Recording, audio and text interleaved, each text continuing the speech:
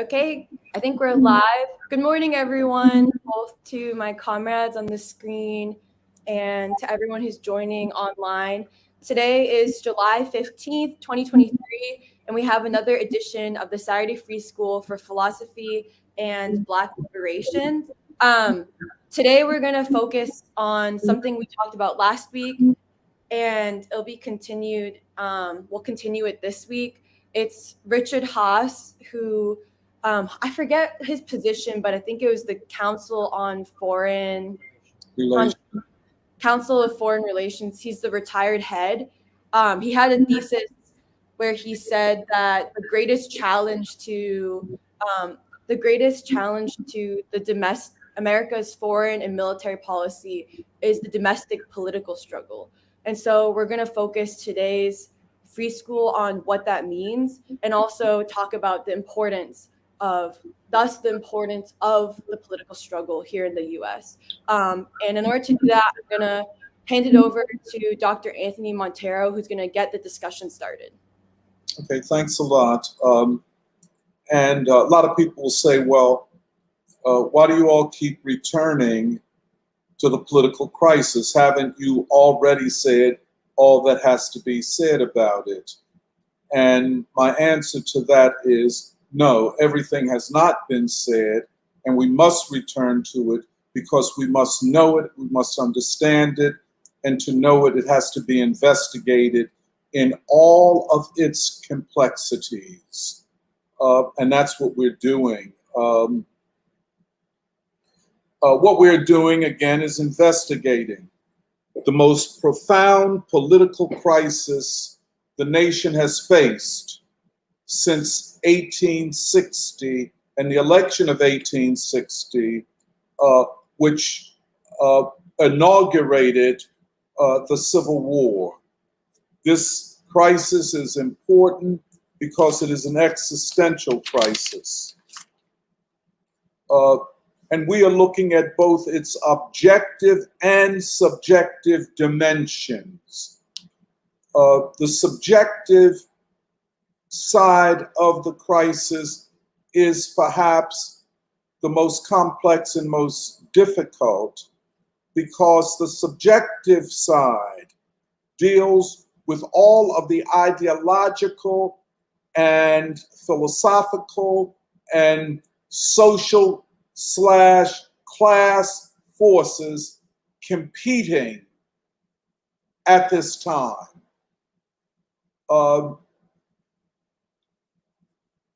The subjective side, by subjective we mean the people themselves and what they do collectively. We're dealing or thinking about the intentions and plans and strategies of various parties, political forces, and individuals. And then, of course, finally, for us, the subjective factor has to do with the capacity of the people who are suffering as a result of the economic and political and social crises that consume our country. And just parenthetically, you know, we always talk about the Du Boisian sociology.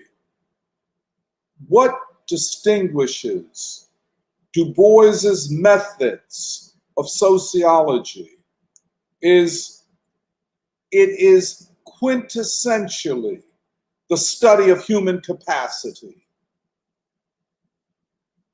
Sociology pretty much after Du Bois, or certainly after the end of World War II and the Cold War and all of that, ceased to be, in its main forms, the study of human capacity.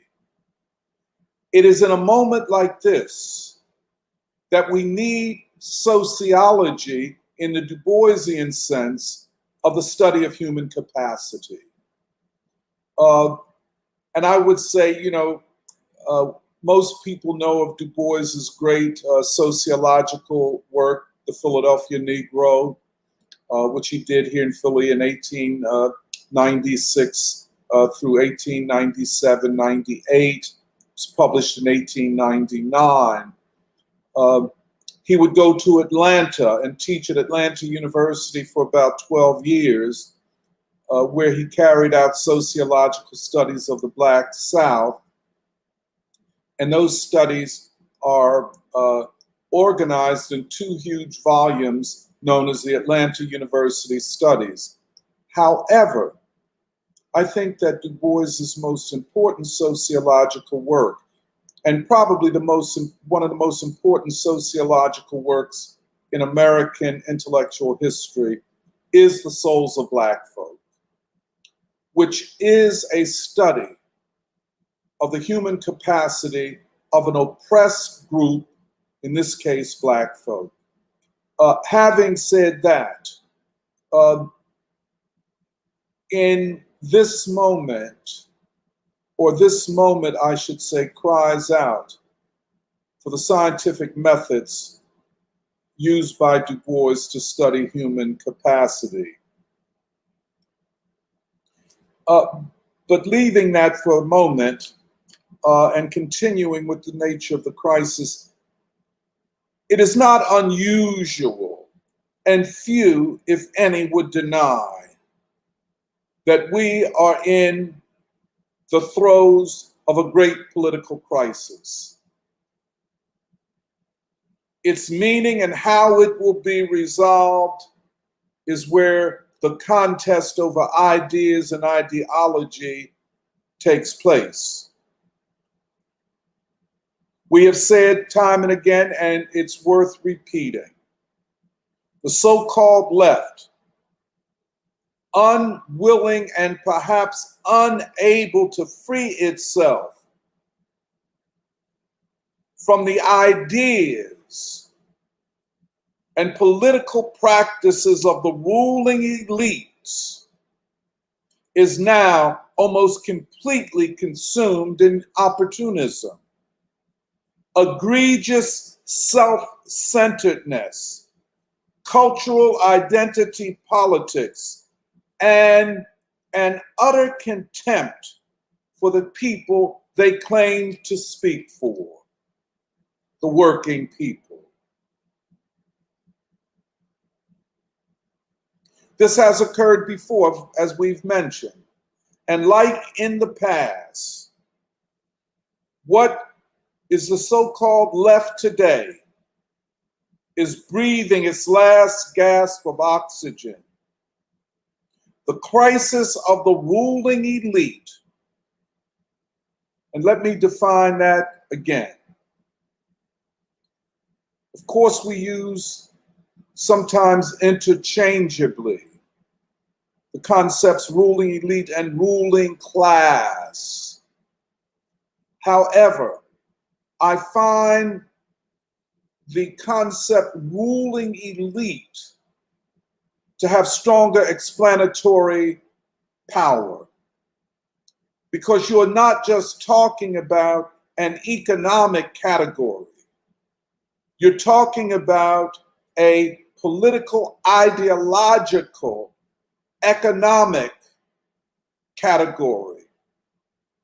So the ruling elite is made up and centrally, or playing a central role, are the ideologues, the theoreticians, the strategists, who from an economic standpoint might not be anywhere near the billionaires or the billionaire class. But in terms of power, especially in the organization of the state and the economy, ideologists, theorists, academics, researchers, and on, play a huge role in sustaining and upholding the ruling class, and therefore, in a lot of ways, the concept ruling elite speaks to what we have to understand. And this does not deny the economic category ruling class, but we can come back to that. Richard Haass, a political and ideological leader within the ruling class and the retiring longtime head of the Council on Foreign Relations, the most important think tank dealing with foreign relations in the United States,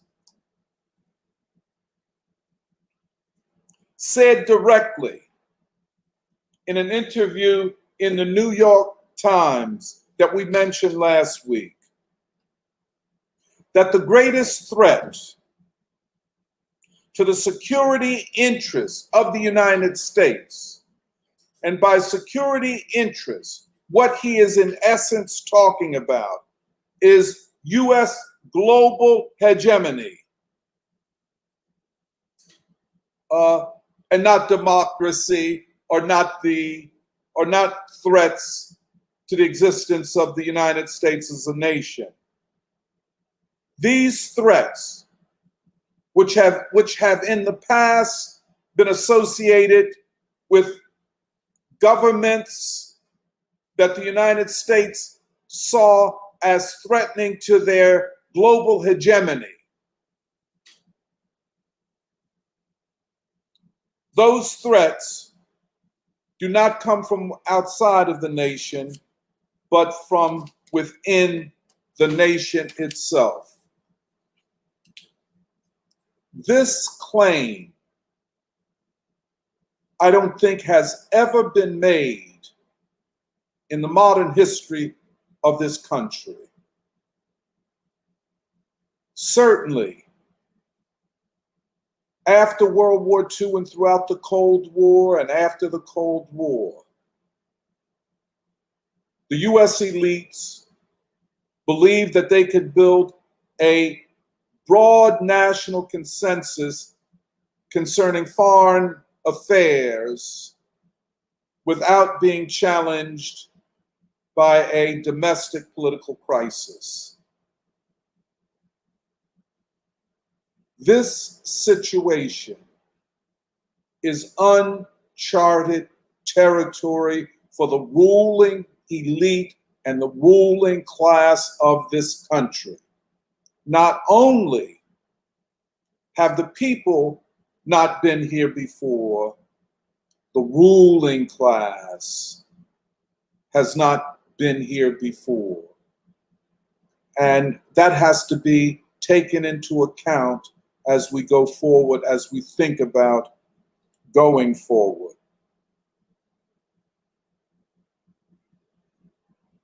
He is therefore saying that the ruling elite's ability to wage war, to impose economic sanctions upon nations, to destroy nations and civilizations in the name of democracy, and to control their wealth and labor and their people. He is talking about maintaining the US as the single hegemon, and the US state as a literal super state with military power unequaled by any nation in the world. For this reason, the United States spends annually on its military budget more than the next 10 nations all put together. At the core of the political crisis is the issue of war and peace, economic inequality, deindustrialization, and the consequent destruction of the working and lower middle classes, and the rise of unseen poverty. In a certain sense, Richard Haass is saying the ruling elite, as seen by the masses of American people, is illegitimate and faces a crisis of legitimacy. So for those who want to argue that the 2024 election is a contest between fascism and the far right and democracy are totally uninformed and blind to the very essence of the situation and do not even begin to understand what Richard Haass and others like himself understand, that the political crisis at home is the greatest threat to the American empire. The political crisis at home is the greatest threat to the American empire, a threat it has never faced from a foreign nation.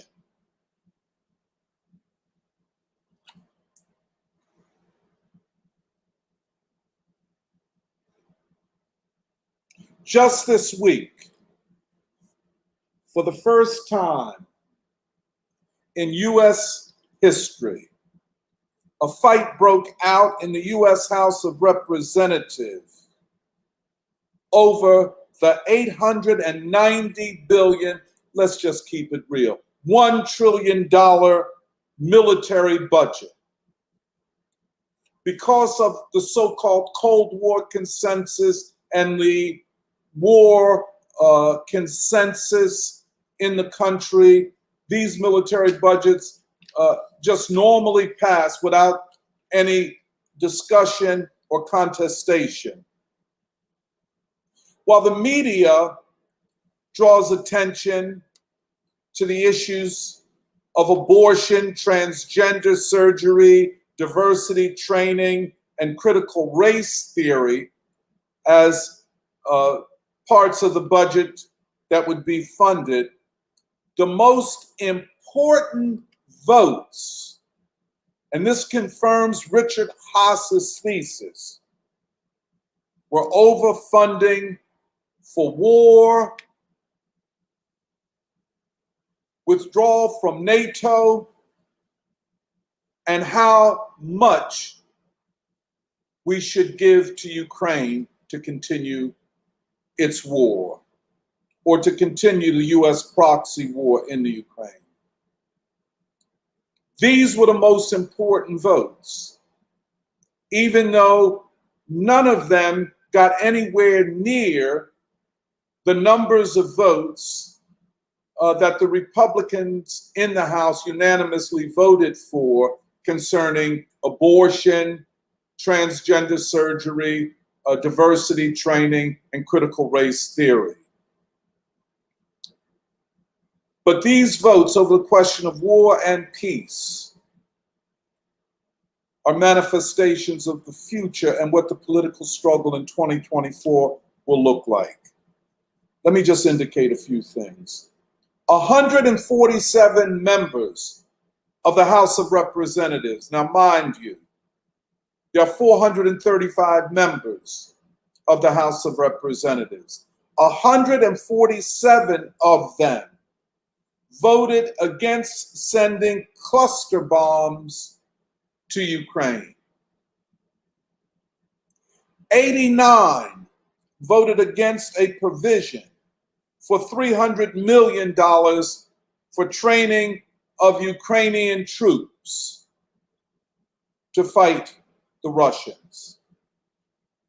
70, up from 58 a few months ago, voted to end all spending for the Ukraine war.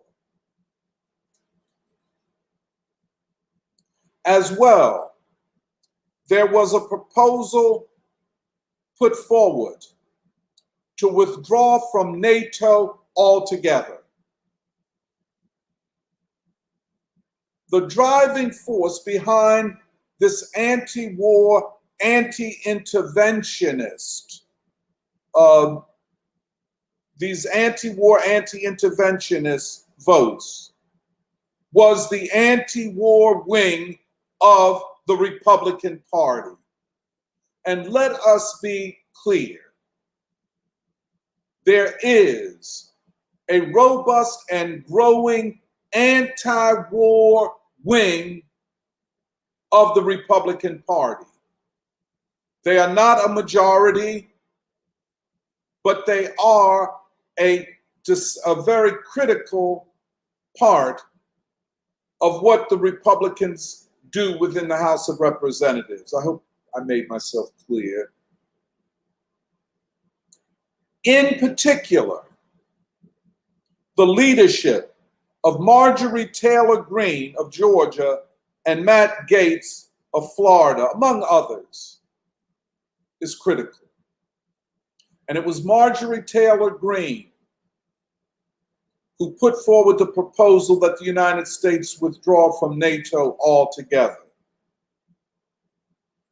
On the other hand, the progressive Bernieite wing of the Democrats were virtually silent and pretty much in support of the total funding of the war budget and in support of Biden's proxy war in the Ukraine and aggressive policies towards China and North Korea.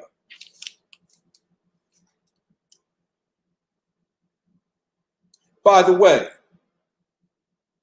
the so-called left is also silent about all of this taking place, as it becomes not a left, but a left-wing apologist for war and consequent poverty. Their hypocrisy is measured in their claims, almost virtue signaling, that they support the Teamsters Union in its negotiations with UPS. And they support the UAW, United Automobile Workers, in its negotiations with the auto companies. I think it's Ford right now. But how can you be in support of the working class itself and in support of war at the same time? Or let me put it another way. Very timid in your anti-war activity and support for those who oppose war. In fact, given the free schools position that's well known, that we support the anti-war, anti-interventionist group of Republicans in the House of Representatives and to a certain extent in the Senate, that we have called and participated in broad, unified anti-war, anti-military spending activity, and the other side of it, that we're not just anti-Trump and all of that. Some have accused us of being a training ground for a red-brown coalition.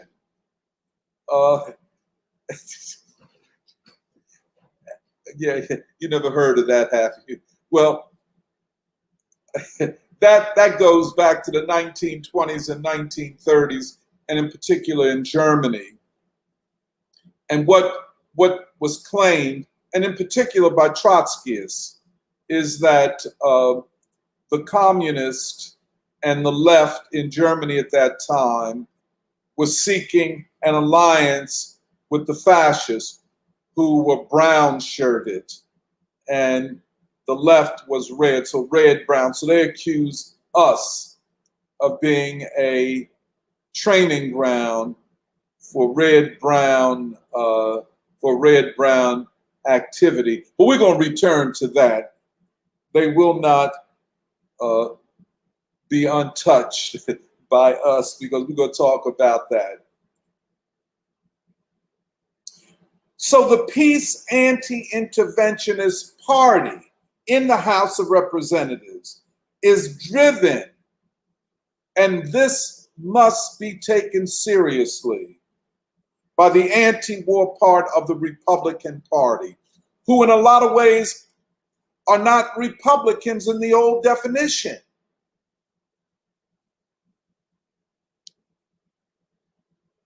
On the other side, the majority of the working class has left the Democratic Party. Most of them vote and politically identify either with the Republican Party or as independents. This does not, however, say that the Republican Party per se is a working class party. It is not.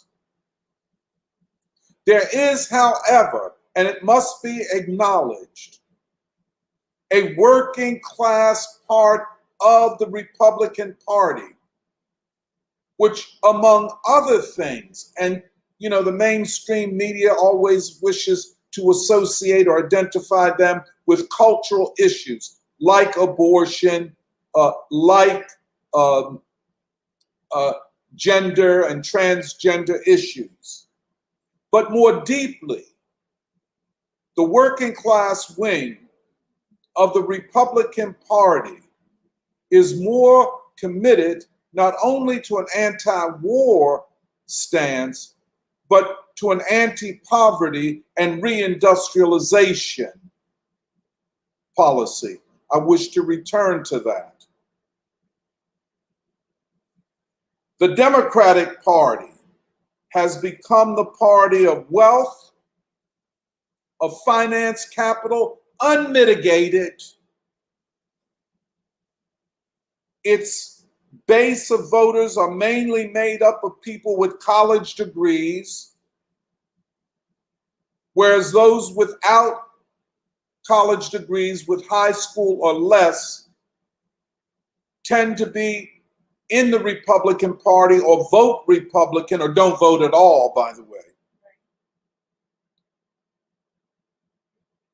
And the last hope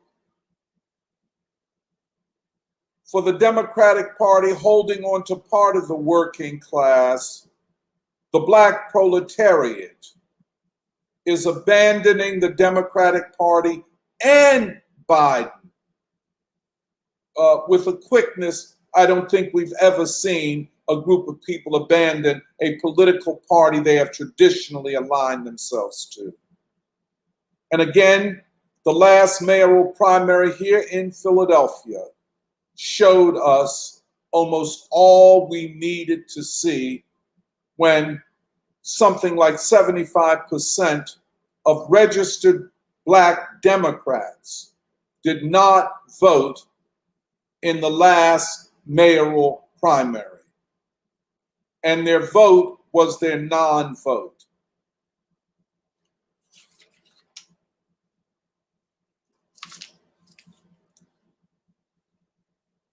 All of this is about the 2024 election and the political and ideological preparation for that great struggle.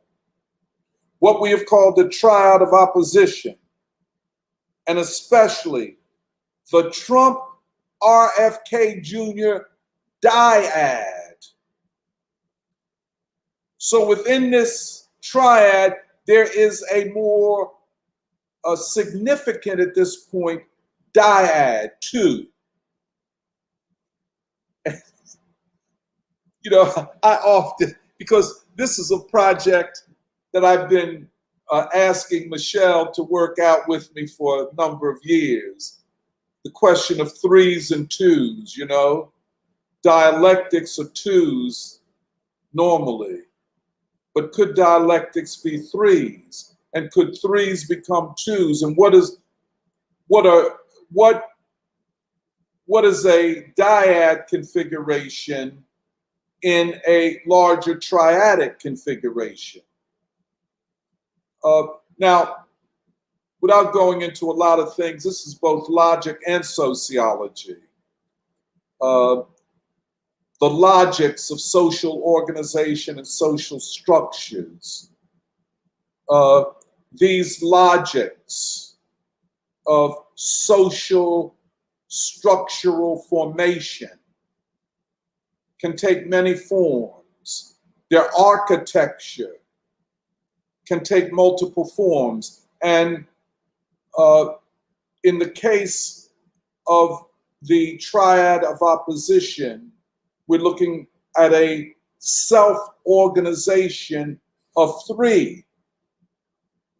But then there is a deeper, intentional self-organization of two. The dyad is stronger at this moment than the triad. Am I making sense? I hope I'm not sounding like somebody just talking trash. But this dyad of Trump and RFK Jr. is one of the most significant political developments in modern American history. Each has praised the other, or at least said they would not attack the other. Right. So for all of the liberals and social democrats who wanted to use RFK like another Bernie Sanders to attack Trump, they will be sorely disappointed. Okay? Now, we're talking about self-organization. By self-organization, we mean the dynamics or dialectics of a relationship, which are not decided by externalities. In other words, a puppeteer or hidden hand is not pushing these two together.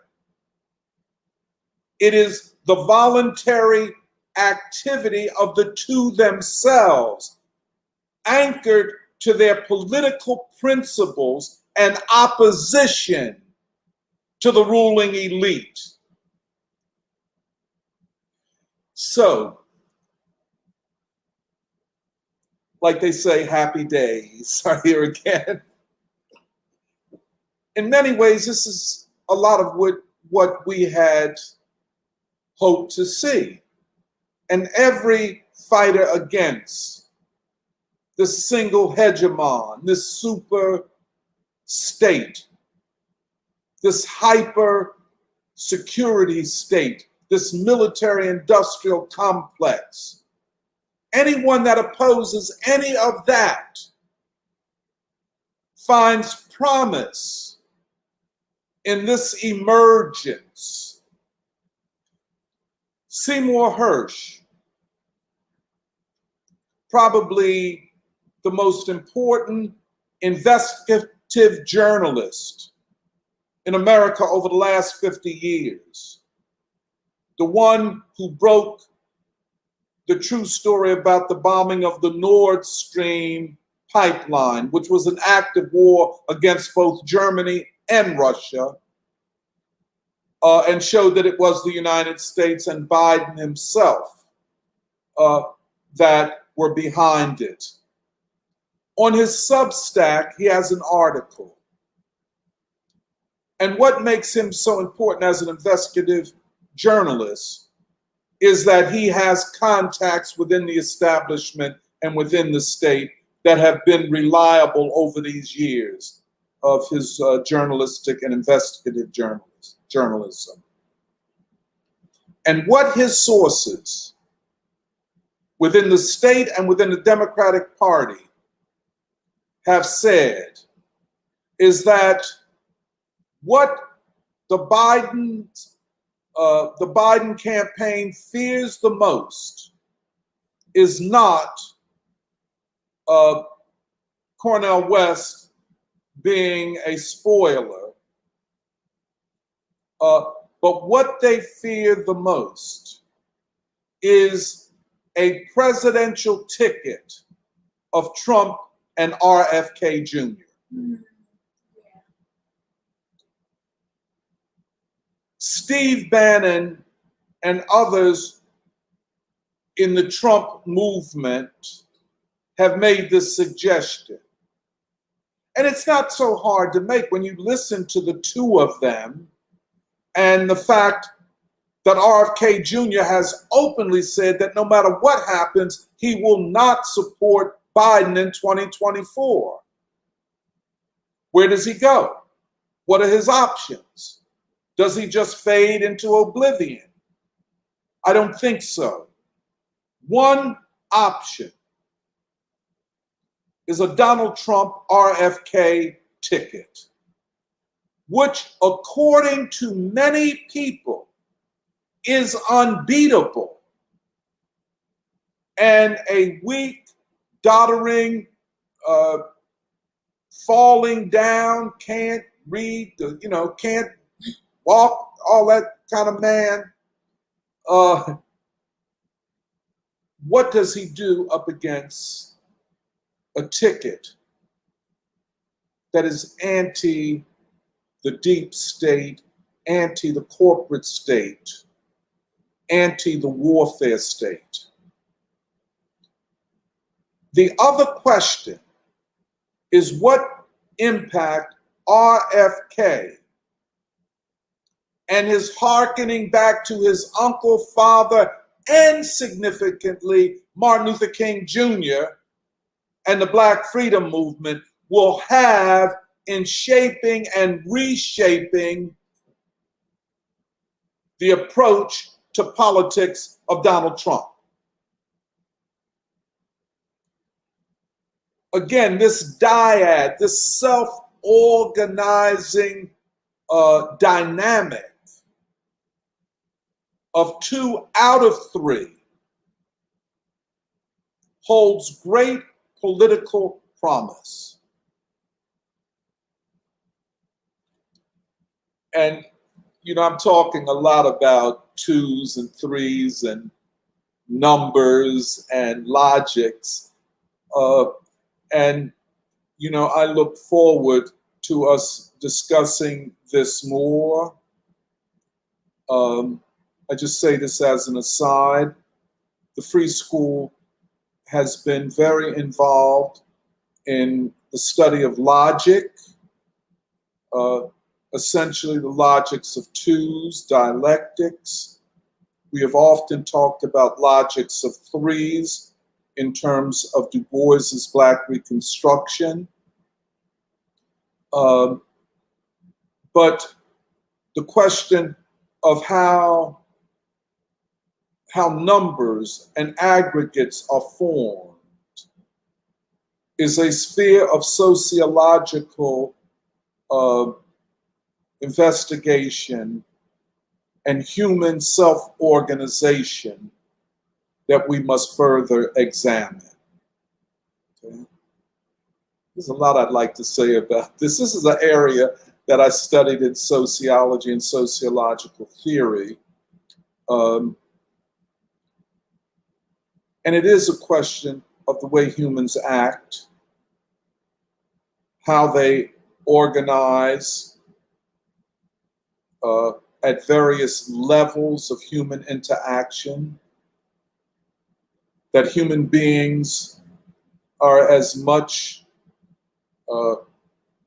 active at the level of small groups and aggregations at that level as they are at mid-level or the macro, the entire society. And frankly, to understand human capacity, we must see these dynamics of social aggregation and social organization, and how individuals go from individuals to groups, and how forces regroup in 2s and 3s, and how political organization can be a manifestation of both dyads and triads and 4s and other things. But we'll come back to that. I just wanted to put that on the table.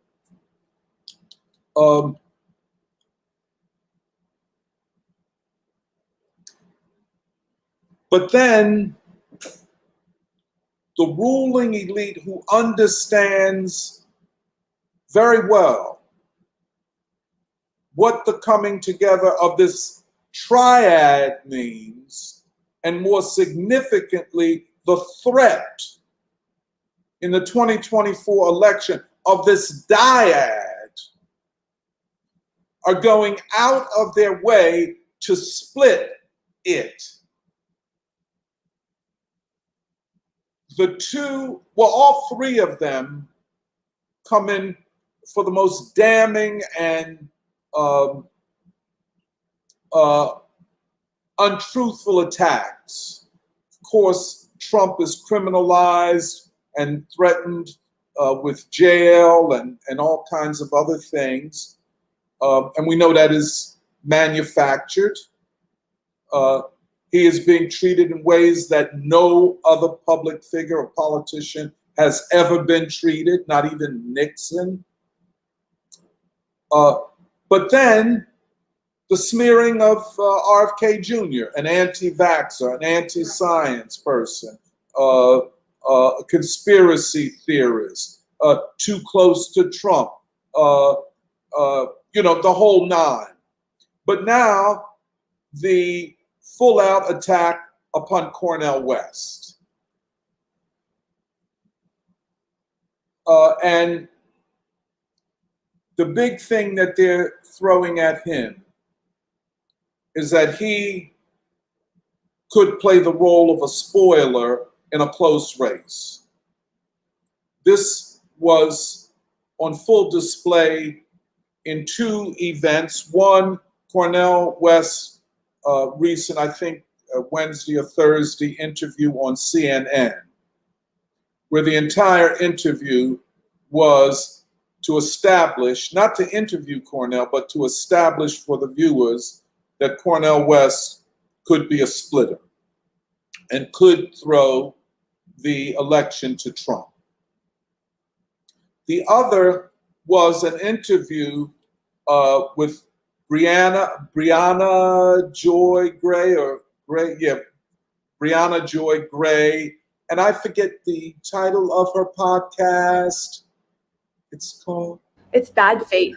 Bad Faith. Now, in her interview with the editor of Jacobin magazine, what is his name again?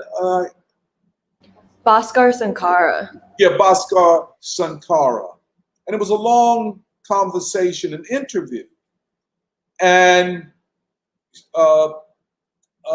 Sunkara, who was also a leading member of the Democratic Socialists of America, was saying that Cornel West should have run in the Democratic Party and be, again, another Bernie Sanders. And after he loses, or after the Democratic establishment robs him of whatever election votes he would get, he would then lick his wounds and support Biden. Now,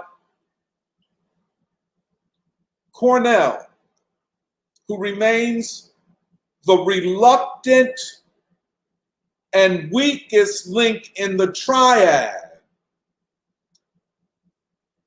is coming up against a number of attacks that he will have to answer in one or another way.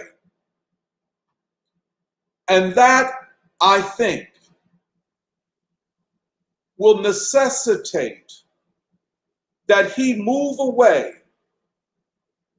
from his anti-Trumpism, in the sense of Trump is a neo-fascist thug, and more towards finding a common ground, which already exists, by the way, with Trump and RFK on the question of war.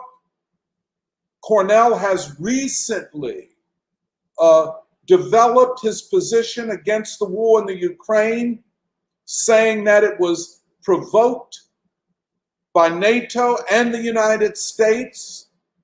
And although he makes this claim that, well, the Russians are an empire and they are acting as an empire would act, well, you know, we'll see how far he can go with that. But the fact of his anti-war position and calling the war in the Ukraine a proxy NATO war is huge, and it moves him inevitably towards RFK and Trump.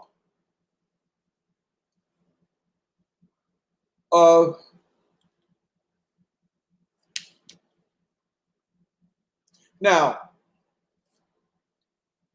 I was particularly interested in Sunkara. Again,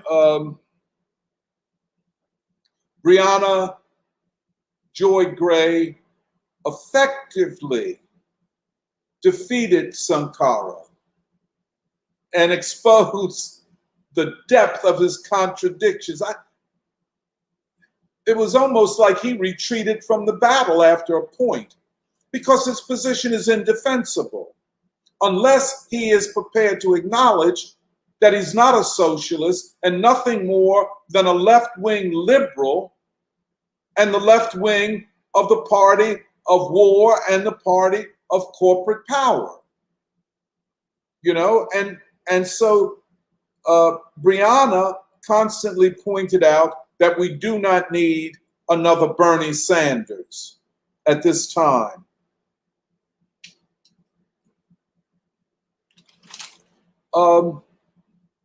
Okay, just to finally say, you know, like we said before, this election in a lot of ways will be a referendum on the ruling elite. Can they rule, and do the American people support their policies of war, deindustrialization, and poverty? Does the ruling elite define what democracy is? Or will the people, through their struggles, define what democracy must become? However, given the triad, taking the triad, there are weaknesses in it.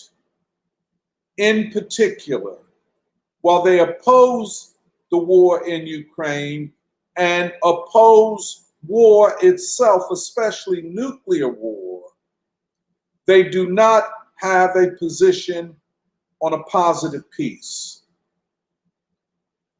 which is to say, none of them have come up with a peace industrial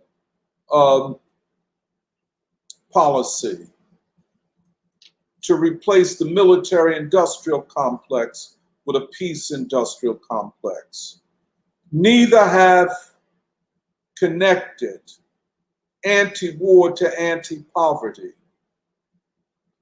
None of them have connected anti-poverty, anti-war to a reasonable and plausible approach to environmental protection.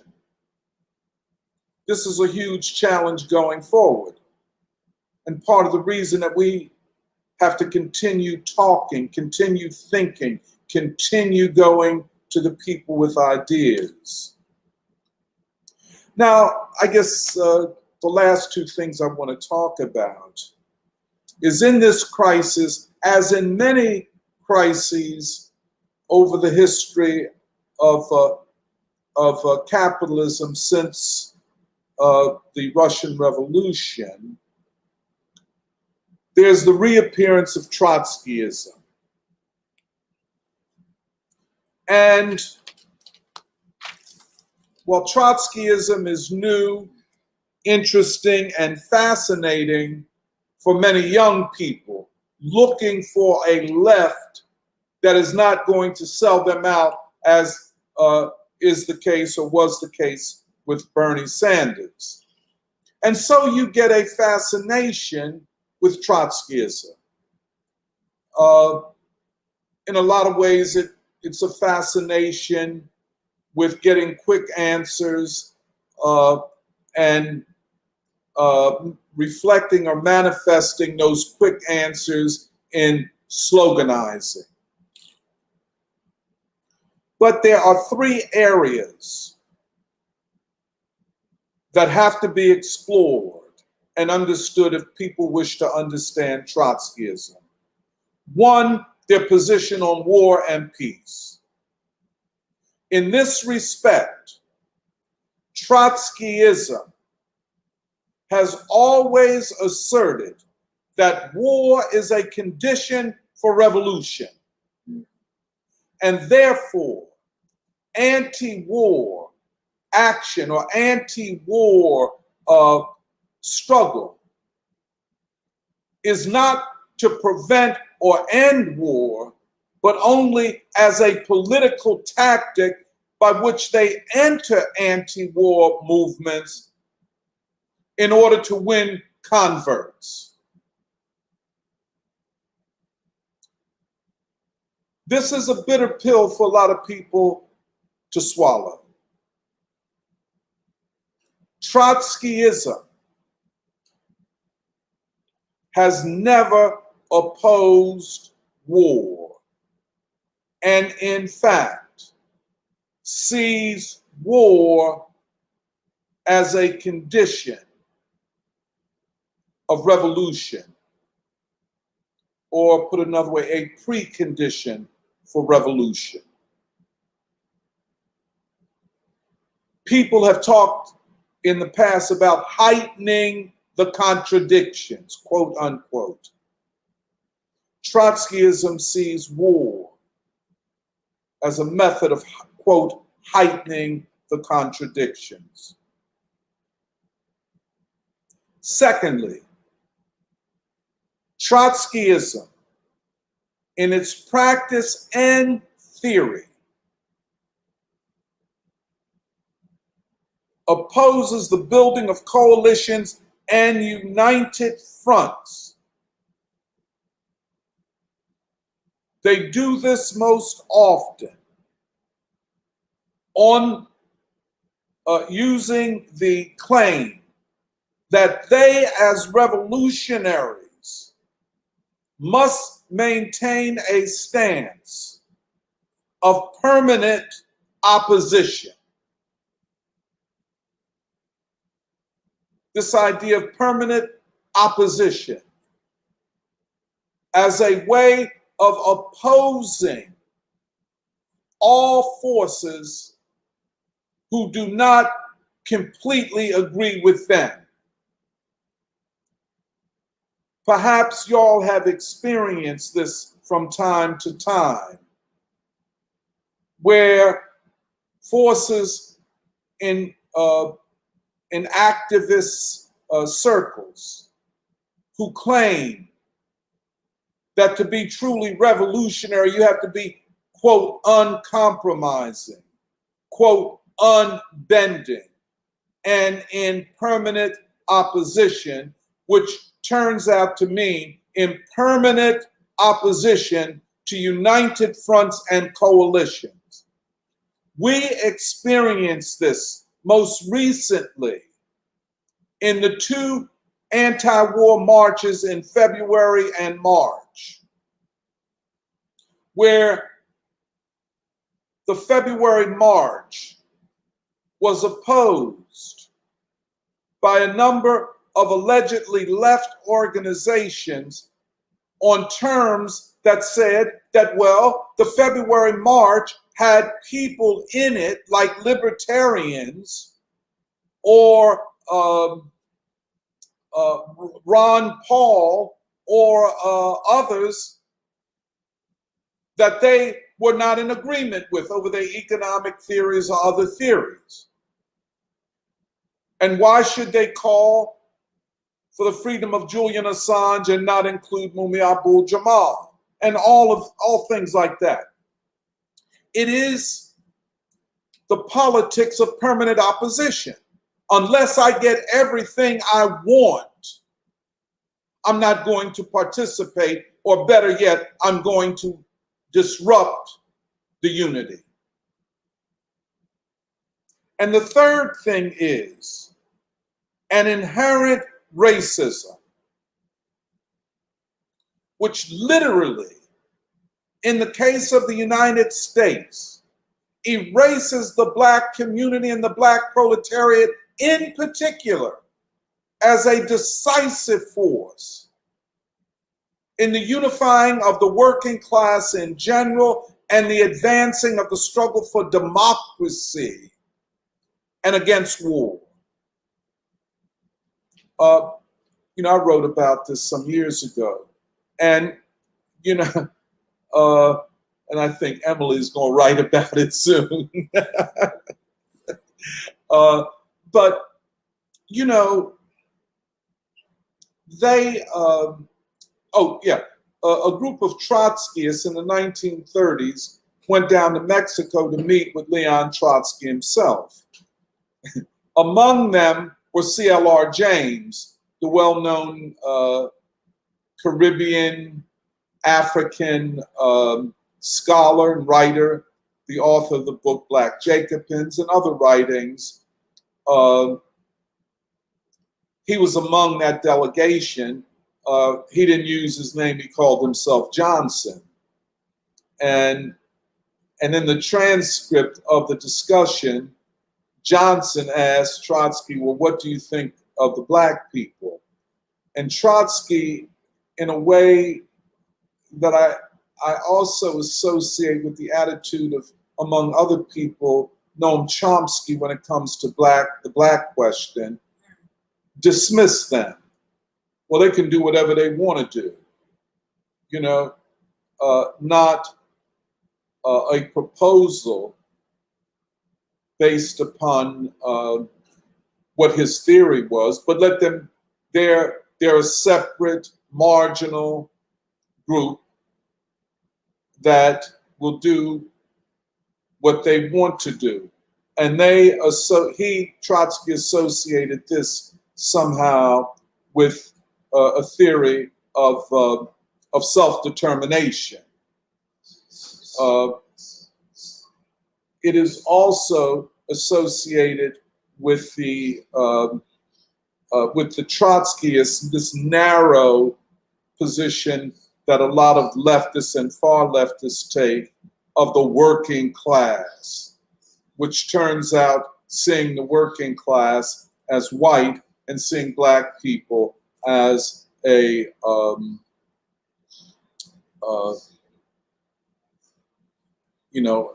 second or third thought. Saying all of that, it must be acknowledged that Trotskyism, along with social democracy, which was once revolutionary, and those who today label themselves communists, who are really mere social democrats themselves, only with a different name. All of these are deployed at a time of crisis for the ruling elite against the emerging forces of resistance. This is what we see today. This is what we will see going forward. The ideological struggle demands an astute and mature investigation,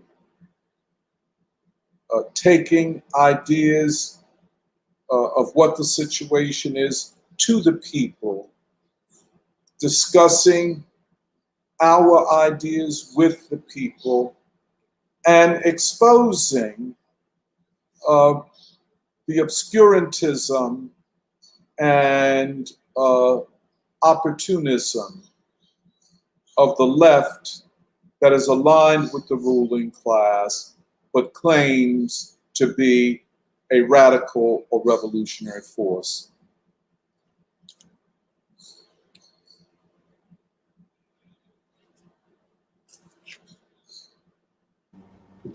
Yeah, I thought that was really clarifying, Doc.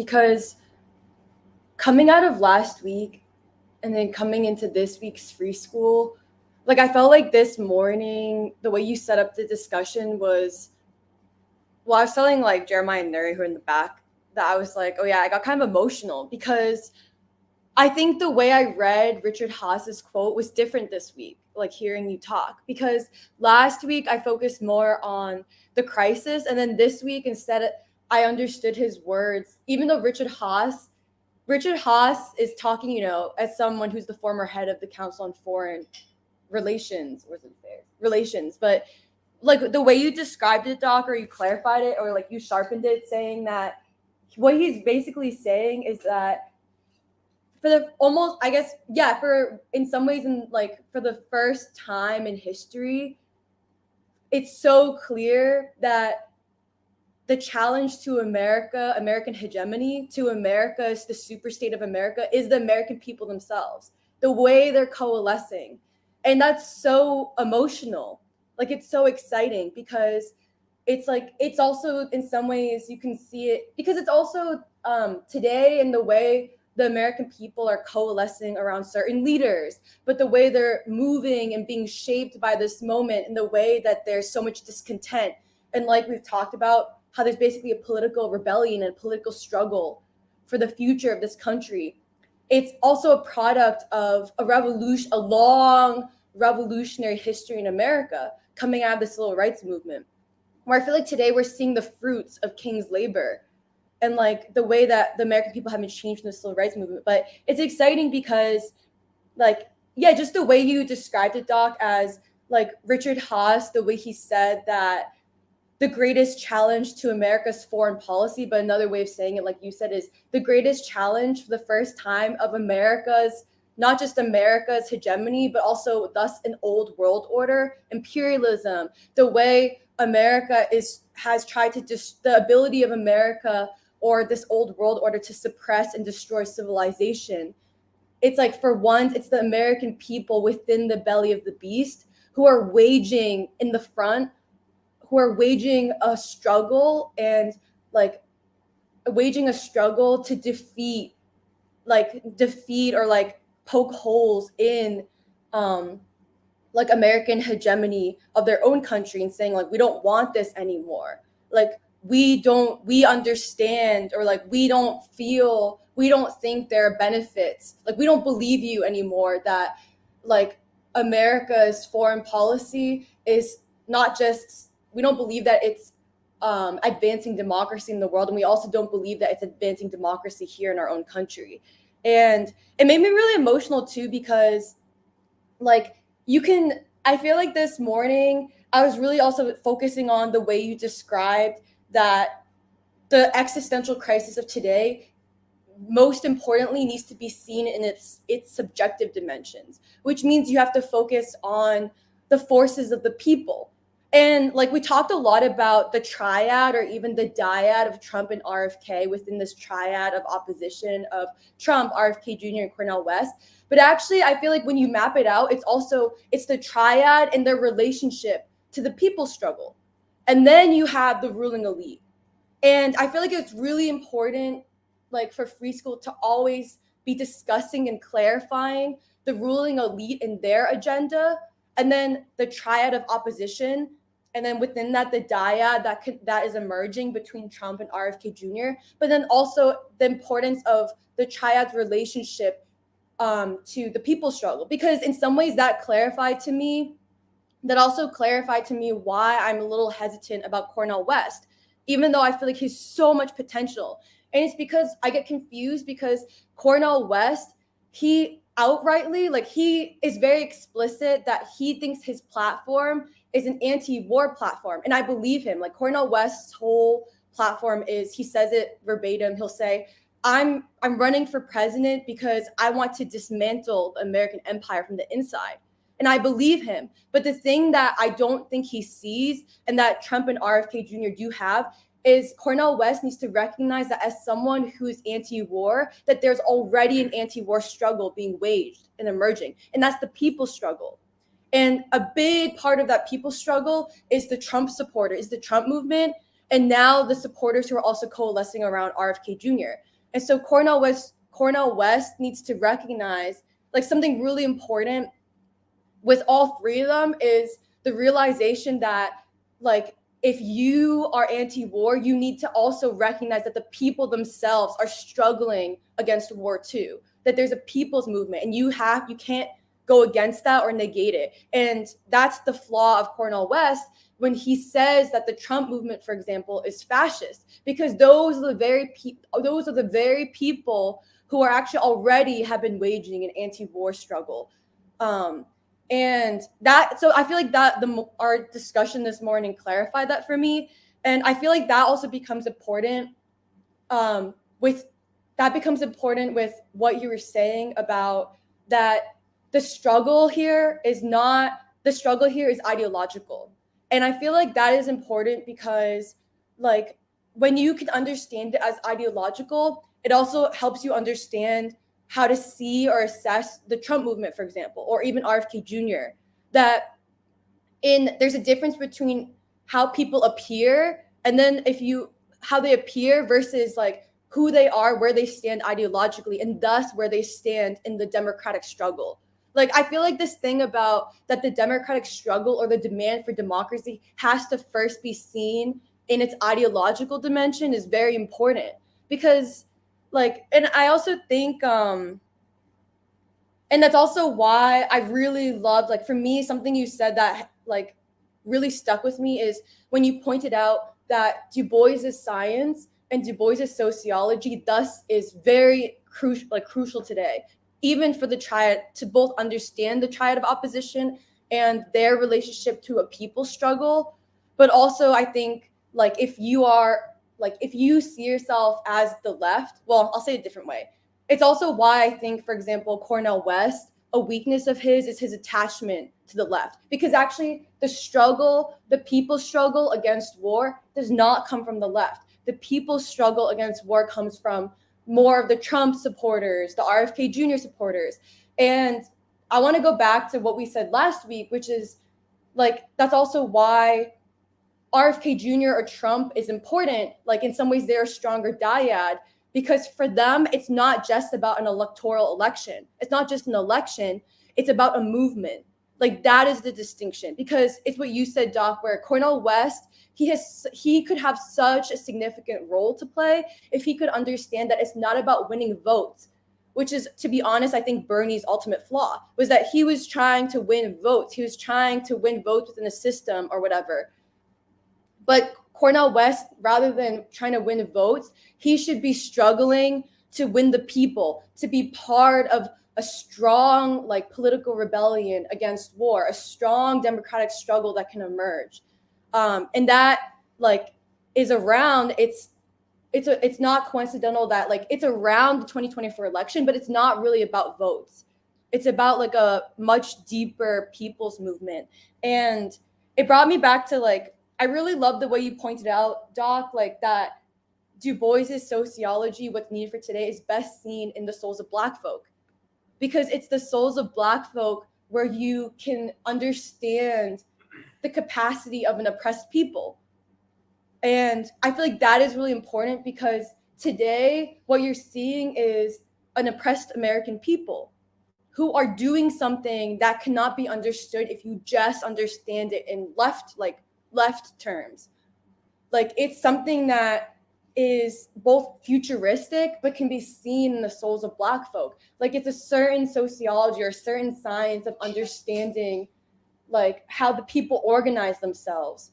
And it's within the souls of Black folk that I think Du Bois also makes the point that the democratic struggle is ideological.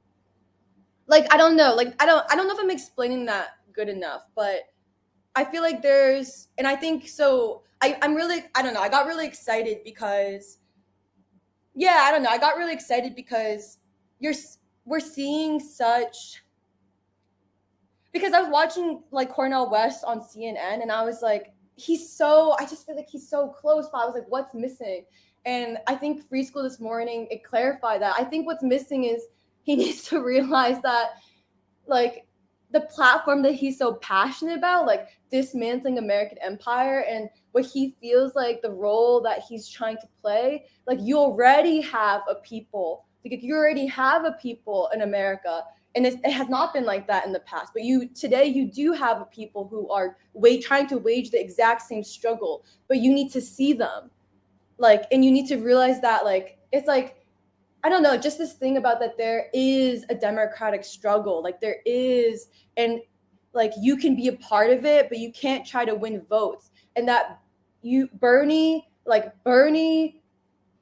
is the Democratic Party. Bernie, AOC, the left, the so-called left, they're actually not part of the people's movement right now. They're not part of the political rebellion.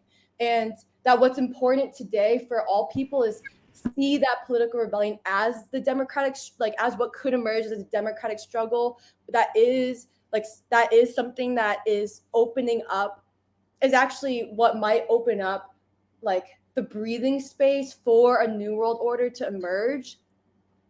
And that it's the ruling elite that's not just simply economically defined, but ideologically defined, and that like needs to be opposed. And one last point about the ideological dimension I think is important is I also think it was important the way you said the ruling elite is a better term than ruling class, because ruling elite power does not just come from the economic position. Power comes from, at this point in this crisis, power comes from the ideological position that's being pushed. Because the ruling elite, that's also why it's very important to understand where people, whether it's Trump, RFK Jr., Cornel West, or even the people they represent, it's important to understand their relationship to the ideological agenda of the ruling elite. Like, I feel like that is really important to clarify. Okay, I'll stop there. No, I really agree with that, because it reminded me last week's conversation, or maybe it wasn't, but the deindustrialization, and the crisis in which we're in now. And similar to what you're saying about the ideological positions that the ruling elite make, if the ruling elite is pro-war, you're working against the people. It doesn't matter, again, the money or how much money it is one would make. But that also clarifies the positions that people are emerging in, like either Tucker Carlson or like just these people who are observing the crisis, observing their positions in the crisis, and trying to analyze and think about it in the same way.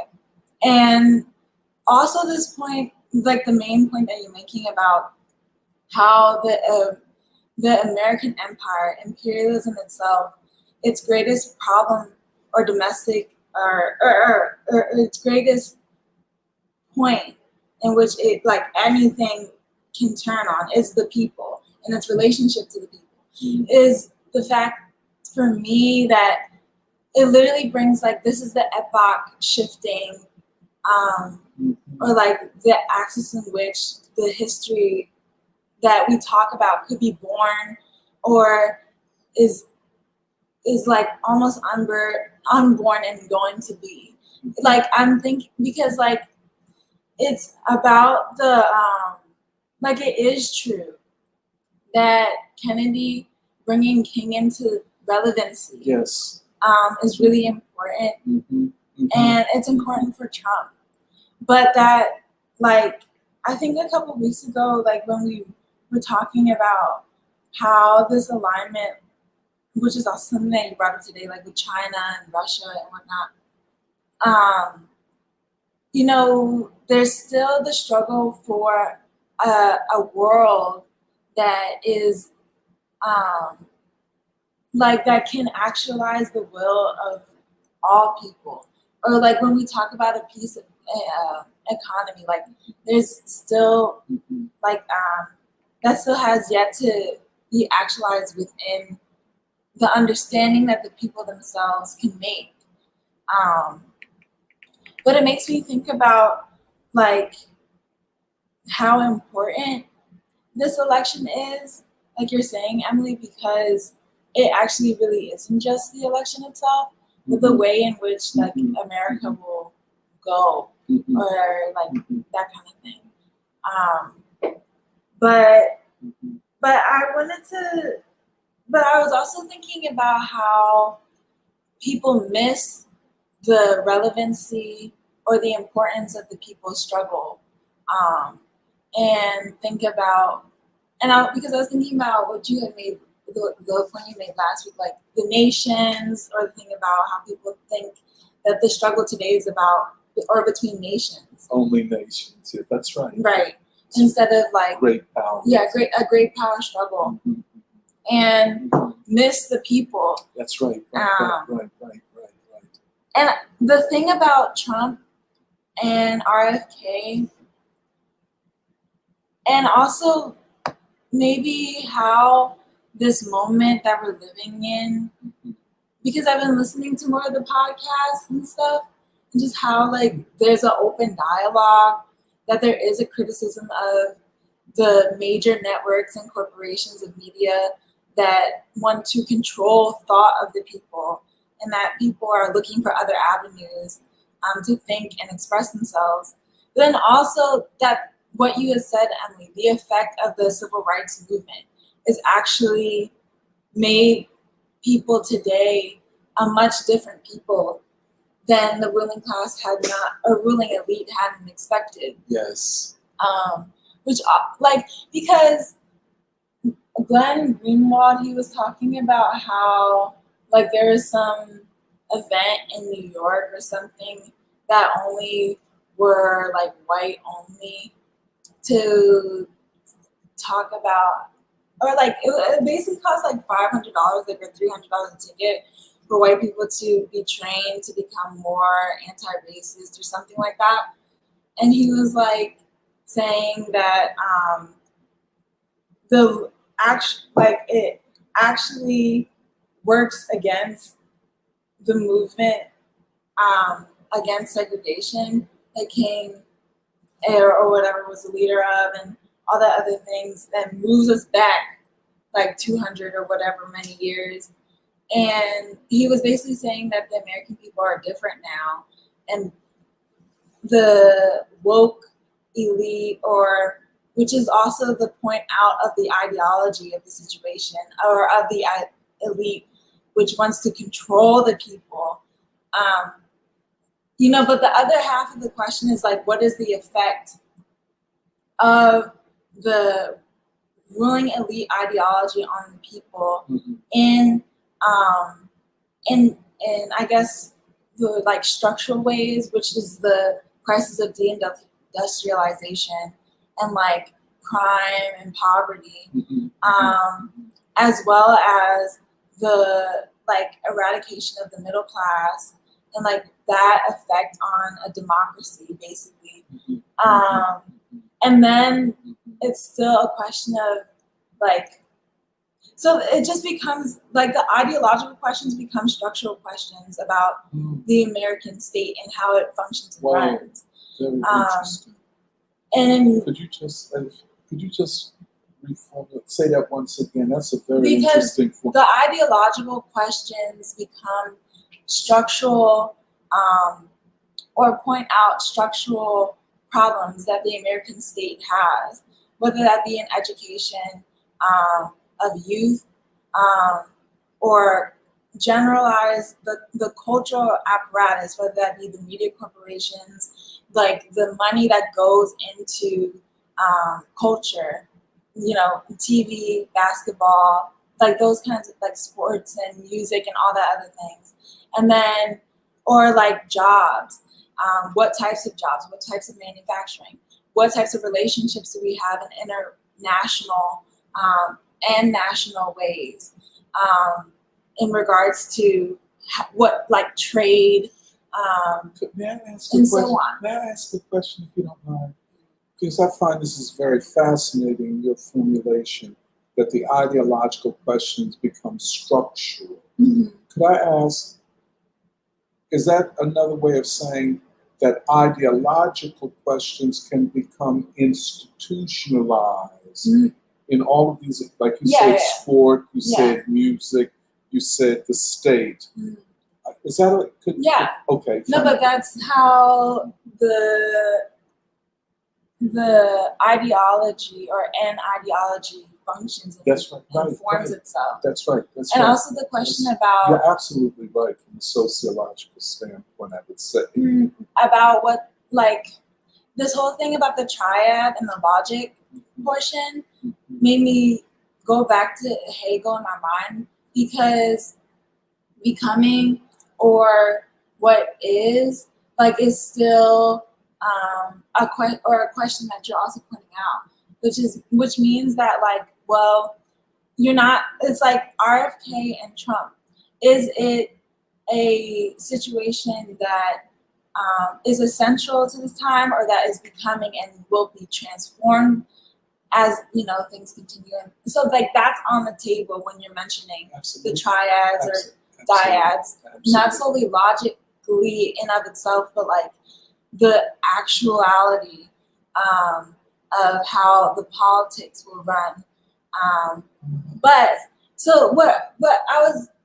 I was thinking about that from Glenn Greenwald, because I think it's also a point where people are looking for avenues to think in this time.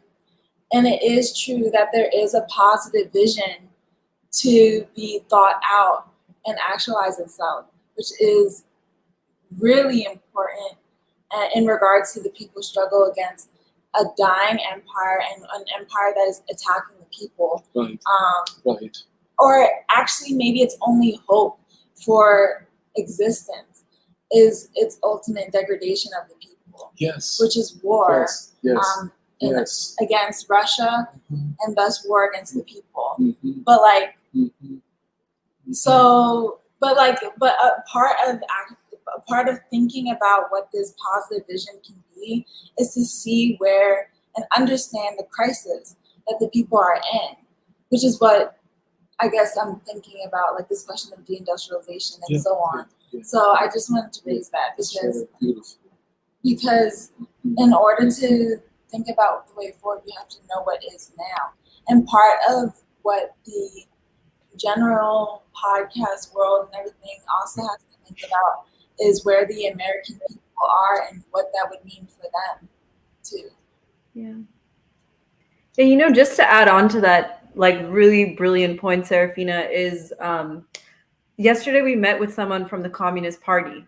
And it was so interesting because we asked very direct questions, and she also gave very direct answers, which was interesting. And one of the things we asked was, where do you see the struggle for ideas in our time? And she said, I think it's vital, but not at the expense of a united front against fascism. And we were like, well, what is fascism?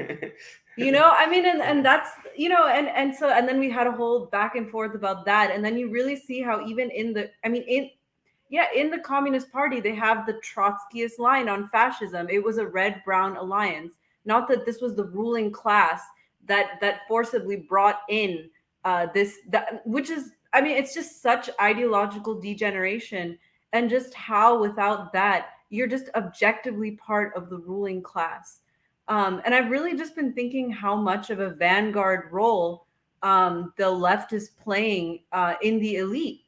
You know, and I hadn't really understood it before. I was like, you know, we're always attacking the left, but aren't they marginal? And I mean, I'm just really realizing they're not. They're in the vanguard of the elite and justifying this system. There's also an article by Arundhati Roy in the New York Times, just, you know, trashing Modi and just talking about how, you know, just against everybody, trashing Modi, but using it to say, no, he's not actually your ally, America. So actually, so like trashing China, trashing Russia, trashing everybody, and also, you know, nominally trashing, you know, the United States, but just objectively, you're completely on the side of the ruling class, but you're positioning yourself as the greatest radical. And yeah, I'm not, if the article is worth reading. It just comes off as really ridiculous. But also, I was just going to say that something small but interesting about Bhaskar Sunkara, his parents were actually It's so interesting, his life and his political development, because he is of Indian descent, and he talks about how his parents were actually big supporters of Indira Gandhi and Indian nationalism, and how he read, like basically Trotskyite books in the library, and then became a real leftist, a real socialist. But it's just also funny, kind of the whitening of these Indian immigrants on the left, and it's just a metaphor for the whitening of Indians in general when they come in this country, which I just wanted to share. I don't know if you want to say something else to, or if someone else has. Yeah, it's someone else. There's so much. There's so much. There's much so to much. Like, say. we have to listen to this and listen to it again. But I just want to add one small thing to this. I agree with what Emily, Serafina, Meghna, you're saying. But this question of the left and why they really like sort of zero in on fascism as being the biggest problem, in the American political scenario right now is it. I mean, even listening to this interview that on the Bad Faith podcast with Bhaskar Sunkara, it made me realize that this emphasis on fascism comes from maybe a place of having completely given up or lost all faith in the capacity of the American people. Because, I mean, just specifically speaking about the Sankara podcast or interview, whatever, his entire position was, oh, the Democratic Party is bad, everything is bad, no independent party can ever make it, nothing is really possible, so we should just follow the path of least resistance. And this completely precludes the thing that we have been talking about for almost a year now, that there is a possibility of a fourth American revolution and the bringing forth of a new American people, and this capacity that is lying dormant, but the articulation of which you see in the Trump movement and the supporters of RFK Jr. and so on.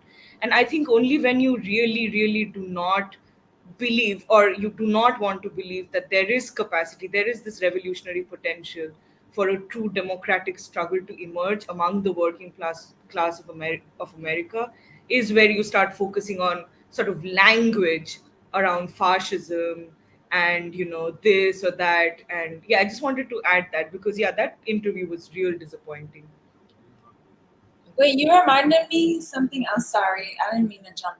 But the point that you made about Trotskyism, also the 3 points that you made with it, one of them being that, or the question about permanent wars, because we're literally living in a time where not only people want to find new avenues to discuss, debate, and work out the problems and crises that we're in today, but that, so like, what does a revolution look like? Do you need a war to instigate the contradictions? Or are the contradictions not solely between one, either great powers or by the barrel of the gun, or, like between groups of people, but like a struggle of ideas and a struggle for the people to actually emerge as, complete human beings, whether that be like, so it's like, in what way would Trotskyites see the people? And in my mind, in total bad faith and lack of empathy for a real human person.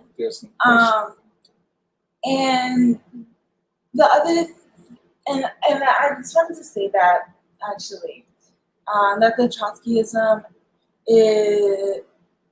point that you're bringing up has a reason for it, because we aren't we shouldn't tell people that they are unable to struggle, especially today. And the only point of the ideological struggle, or at least for people to figure of a way out, is to present a positive outlook, to present possibilities. And you present possibilities while you like through reading. What do you read? Why do you read what you're reading? That's all for discussion and debate. So The thing that for me I'm also still stuck with from last week is why King is like such a well of emotional importance, and why Du Bois, again going back to the point that you and Emily had made, like is such a well of useful information to unleash the potential of the people, because it is more beneficial to think of a way out through a positive visionary, rather than just solely kind of like a debate of like ego, or like what it is that one should believe in or shouldn't. Like the point of the ideological struggle is to talk about ideas as it actualizes in the lives of everyday people, and actually to think about how it could transform a group or people themselves, which Trotskyism is totally antagonistic to, and is beneficial only on dividing the people themselves. So to what you're saying, Purba, like it's more about creating the possibilities of the Fourth American Revolution to actually grow and develop, rather than to stifle it completely. And just sorry, I was just going to say that the last thing I wanted to say in connection to that is, in Doc's introduction, when you said that Du Bois' sociology was the central question, there was the capacity. What are the possibilities? You see a movement of people. You don't start picking at it and say, oh, this is wrong, that is wrong. You try and understand, okay, what are the possibilities? Where could it go? And even with, that's why, we're so like, that's why we embrace the Cornel West candidacy in the same light, even though there are contradictions there, because it definitely presents certain possibilities which, for 2024, and it represents certain possibilities that are positive. But yeah, that's why, yeah, I just wanted to say that. Sorry. Yeah. Well, oh, sorry. Go ahead. I could, if I could add to that, searching for searching for possibilities, ideological struggle, and unity. I think that similar to what we do, we in engaging ideological struggle, working out ideas in people, like individuals, normal versus great figures, in organizations and in institutions. Part of it is to figure out their full possibilities, and sometimes you have to discuss maybe their shortcomings or their contradictions. Often in private, because we're not trying to attack each other. We're not the enemies here. We're not the source of our troubles. And if it is in public, it is to figure out what we can contribute, how we can advance or add to them if they're missing something or if they're in need, and always if there are shortcomings, it's if we can't directly address them, how do we work around them for the principal task at hand? I don't think that these other groups that have to have the strongest voice of authority and always be right are looking for that in any capacity. And I guess to me, one of the great examples that I have of people that are always looking for unity in a principled way, that have a strong criteria for it, as always, is the Nation of Islam. I was looking at some of their stuff against the COVID vaccine that they were against, and they worked closely with RFK Jr. even back before he was even a key presidential figure. I think this was in 2021. I believe that he was featured in their Savior's Day address in 2021, and I think they're also part of. They invited. I think his name is Western Regional Representative Abdul Malik Saeed, aka Tony Muhammad, to a webinar that RFK Jr. was hosted about a film about, I guess, medical racism, how the black population of this country and then the darker peoples of the world have been kind of just guinea pigs for experiments with vaccines. We're looking, but basically they're like this man. I don't think they're particularly invested in American electoral politics, and yet they want to work with this man because they feel that we have a place of convergence and a common cause. Why that could be, that's us, that's everyone else. There's something we can agree upon with other people. So yeah, I really like the way Magna framed it, of unity and ideological struggle. Yeah. Did you want to say something? I had a couple of things to say based on this conversation, which was, like Emily said, it was certainly clarifying, and reading Richard Haass has taken on a different light in the context of this conversation.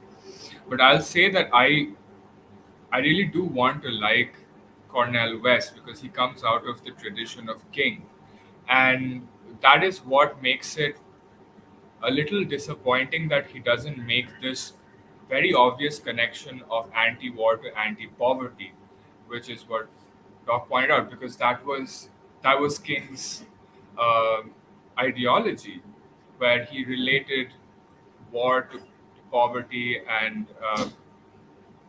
the crisis at home. And so for him to not make that connection, I feel like he's not going far enough. However, I do feel like his language has changed in the past month, whereas he was calling Russia an empire previously. I think in his latest tweet, he mentioned the Russian Federation instead of the Russian Empire, and that gives me a little bit of hope that in the same way that we say that RFK's narrative or his idea or his ideology about Israel and Palestine could change in this present crisis.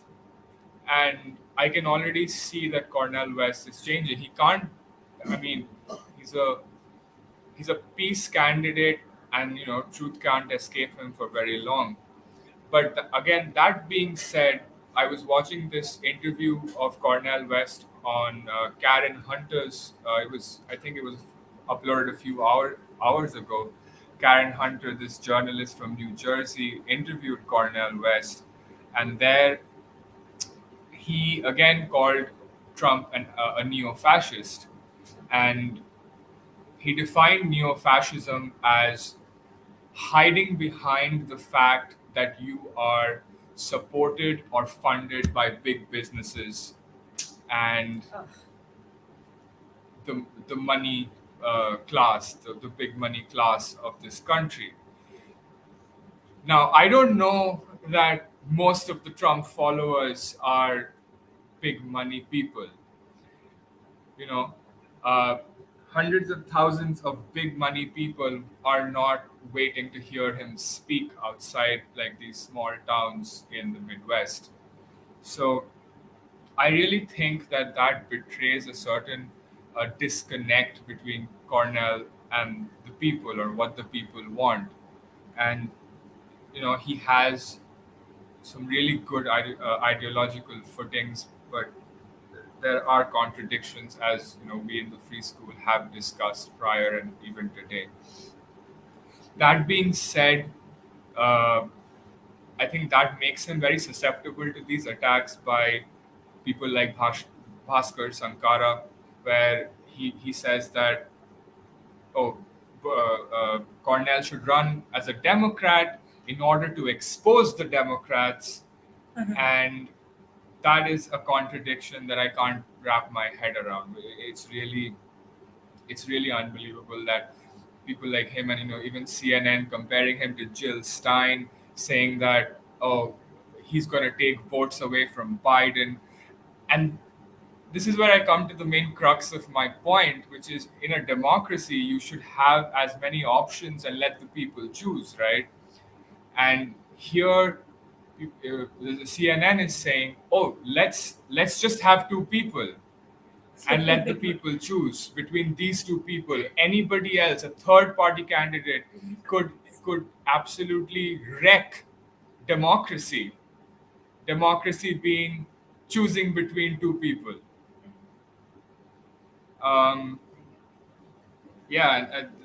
That's what I had to say. And I always go back to that New York Times article where they said that we had to enforce democracy to get Biden into the White House. Enforce democracy. It's something that it needs to be done, not something that naturally occurs or happens in a free society. Yeah, that's just what I had to say.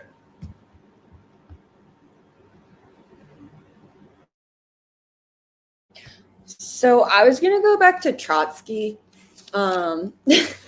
because actually something the conversation made me think about is also that like free school, I feel like it's what Serafina was saying, except I'm going to phrase it a little differently, which is Trotsky, like you were saying Trotskyism is antagonistic to unity, but I would also say Trotskyism is antagonistic to reconstitution.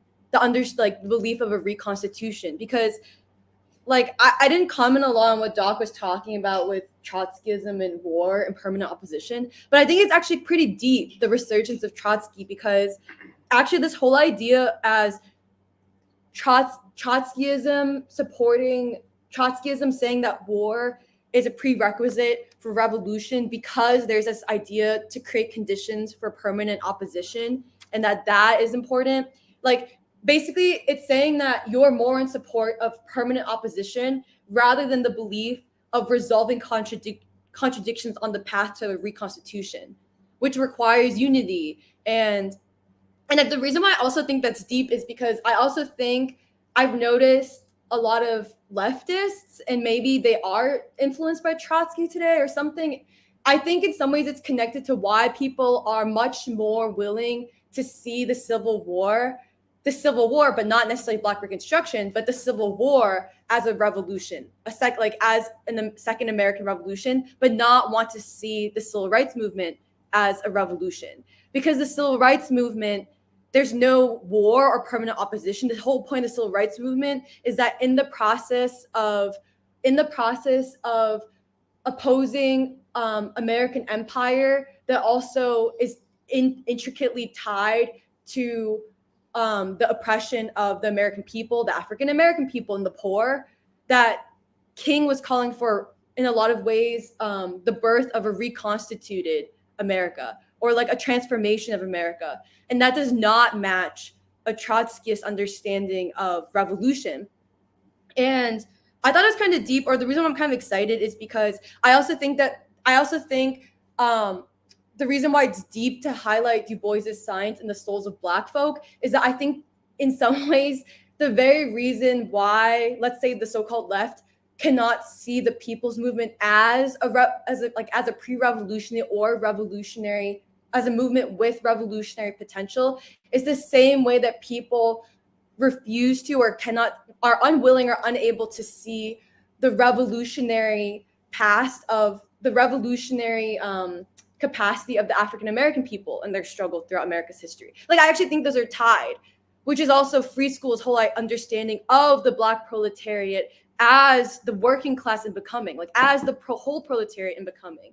And then going back to this point that like the way that I see a lot of leftists being very unwilling or unable to see the civil rights movement as a revolution, possibly because of I don't know, this, maybe there is what is it called, like the influence of Trotskyism, or the influence of Trotskyism today on people's understanding of what revolution is, what like is a prerequisite for revolution, like blah blah blah blah blah. But I think like you contrast that to someone like Baldwin, where James Baldwin he'll say that the corrupt America is a burning house that people should not that he understands why people, white and black, do not want to be integrated into, but that the task is to build a new America, is to create a new house that people will want to be integrated into. And that's a reconstitution. Like, that requires a reconstitution.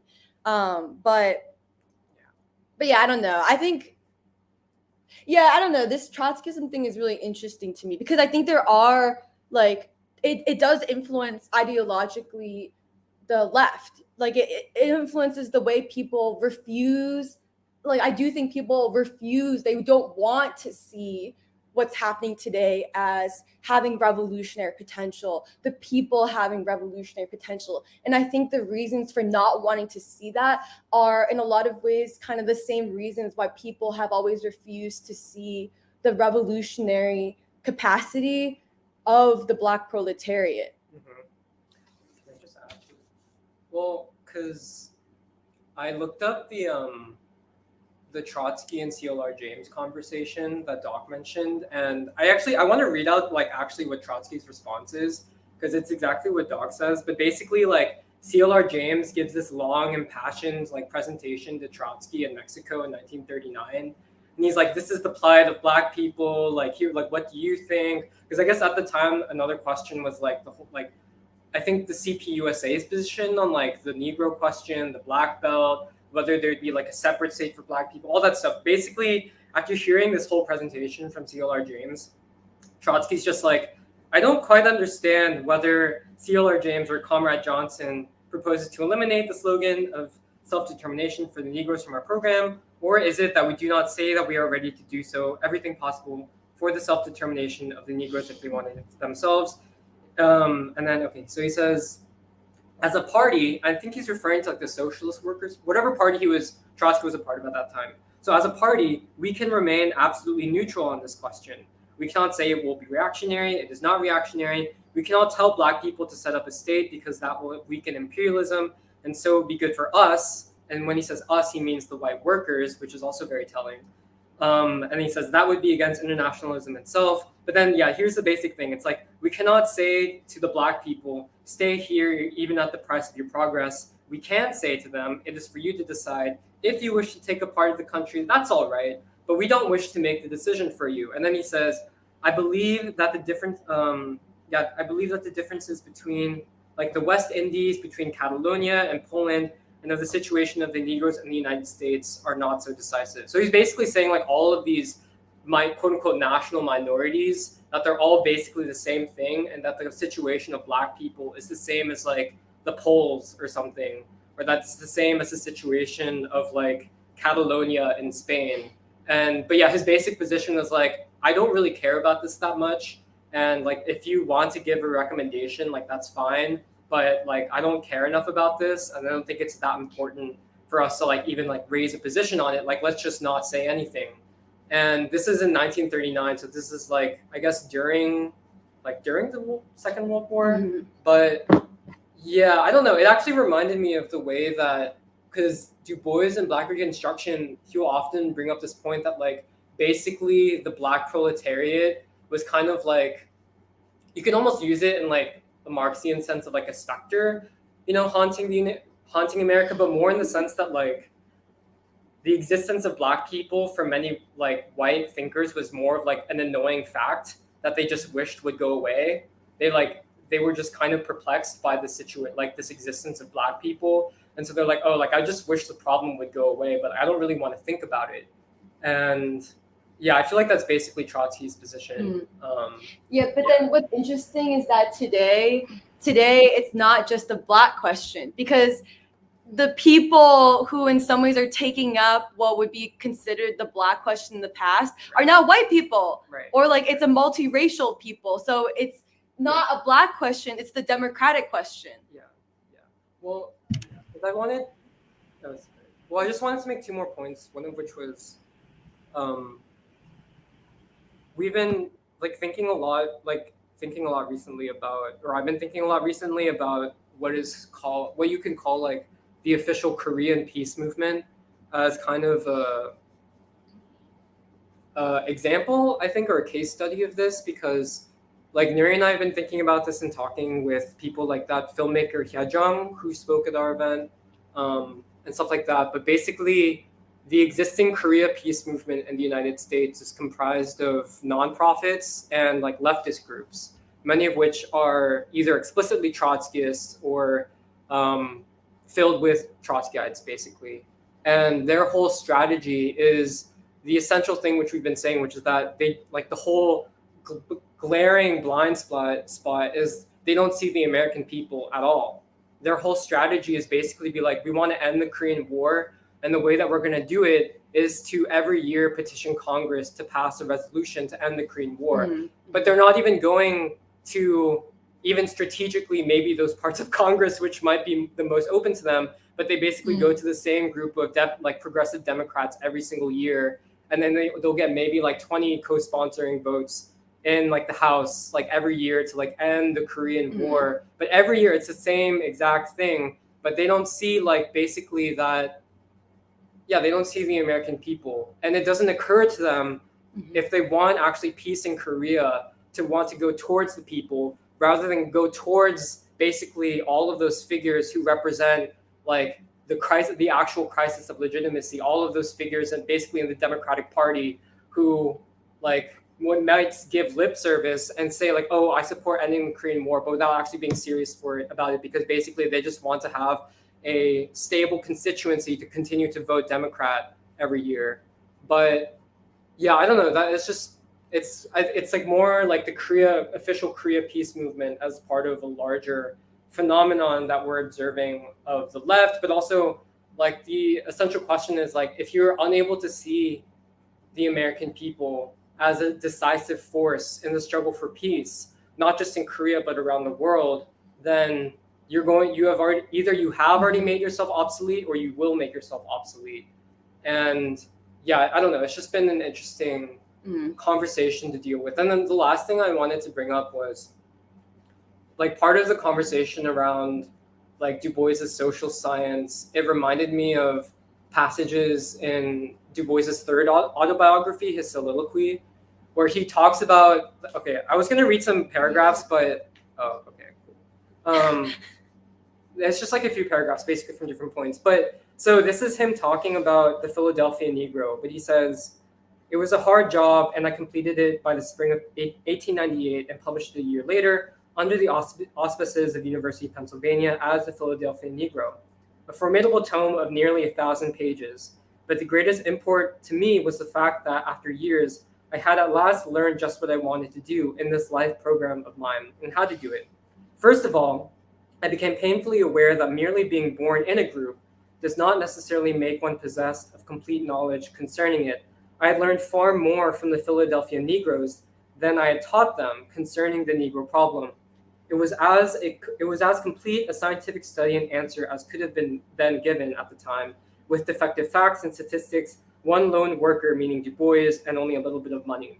But it revealed the Negro group as a symptom, not a cause, as a striving, palpitating group, and not an inert, sick body of crime, as a long historic development and not a transient occurrence.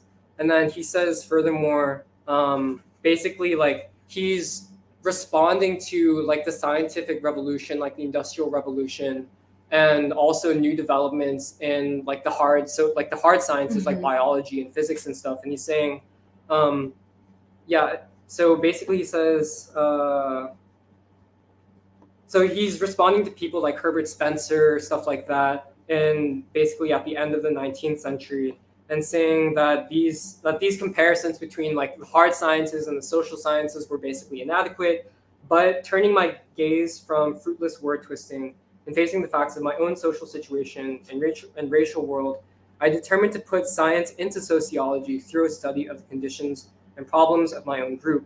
I was going to study the facts and any and all facts concerning the American Negro and his plight, and by measurement and comparison and research, work up to a valid generalizations where I could.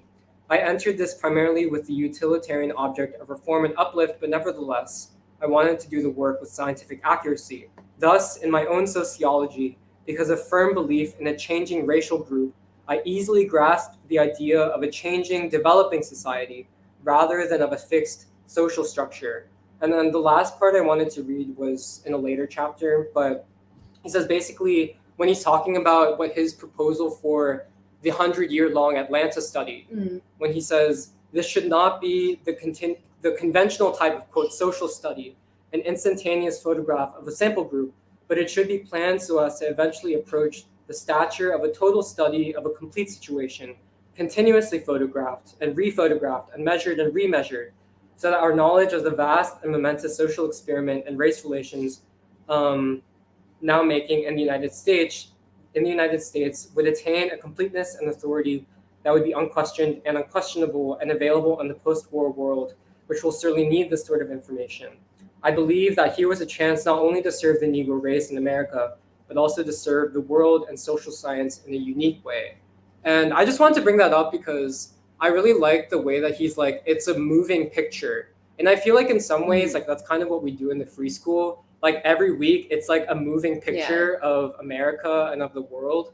And the other thing I like about it is that like in everything you read from Du Bois, you get the scientists and the artists together in which like actually I was wondering if he was thinking about basically the invention of like film and of motion pictures because it's not just the documentation, but the whole point of the birth of the motion picture was of the birth of a new art form in which you can document basically like people through time, moving through time, like interactions through time, like society through time, but also there's the act of creation. It's not just a documentation, but also a creation based off of the new, basically what is newly available in terms of technology and all that stuff. And so, I don't know, I just really like that as like, not just even a metaphor, but kind of a way of understanding like even like what we do every week, which is basically, like we're not just documenting what's happening, but we're trying to synthesize something from it. We're trying to like do something creative with it to produce something new as well, which can add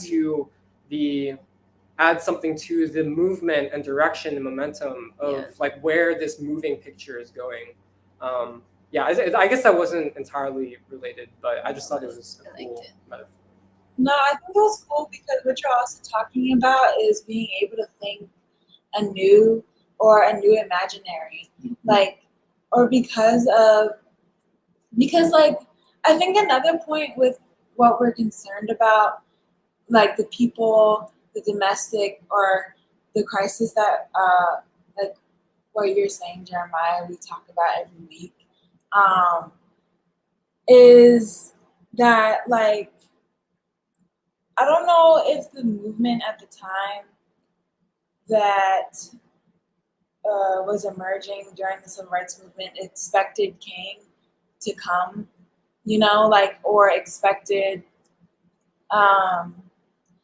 like a Paul Robeson to be so central, because at the same time that like the whole problem of missing the people or not caring about it is that you would miss the like the actual thing that would change the course of everything else. Like, who knew that what King would be so central to the whole apparatus or to the whole world history. And I think when we're considering, or like when we're talking about this, is not to also like kind of like precondition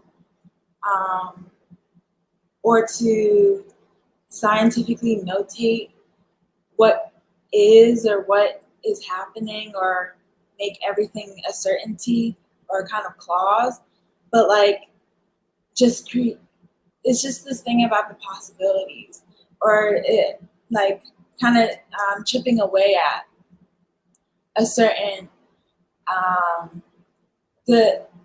which actually gets closer to the actual thing of it, the moment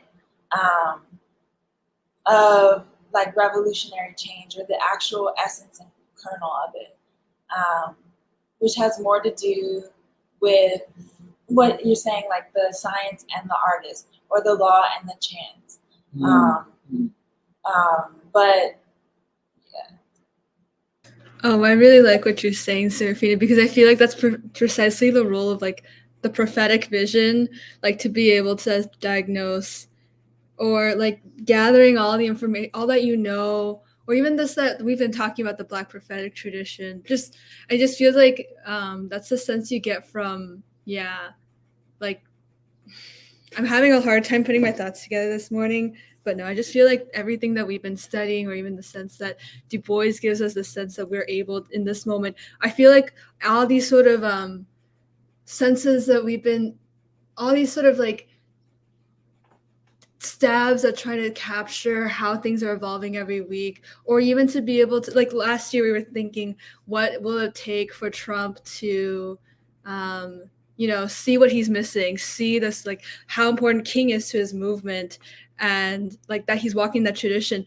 A year later we're able to see, I feel like, a sort of like turn in that direction. I feel like it's something really special that I feel like we're being able, like all of what we're learning is able to equip us with. And I feel like it's something that that's, I feel like why it does feel like we're making predictions. And again, it's not to be predeterministic about everything, or to say this is absolutely what will happen, but there's a way in which I feel like that training that Du Bois gives us, but even King and Baldwin gives us, has a sense that like you're able to see a picture, and you're also able to see what's to come, and therefore there's so much then you're also open to, all that you're able to see in terms of capacity and potential. That I mean, I hate to harp on the dead horse.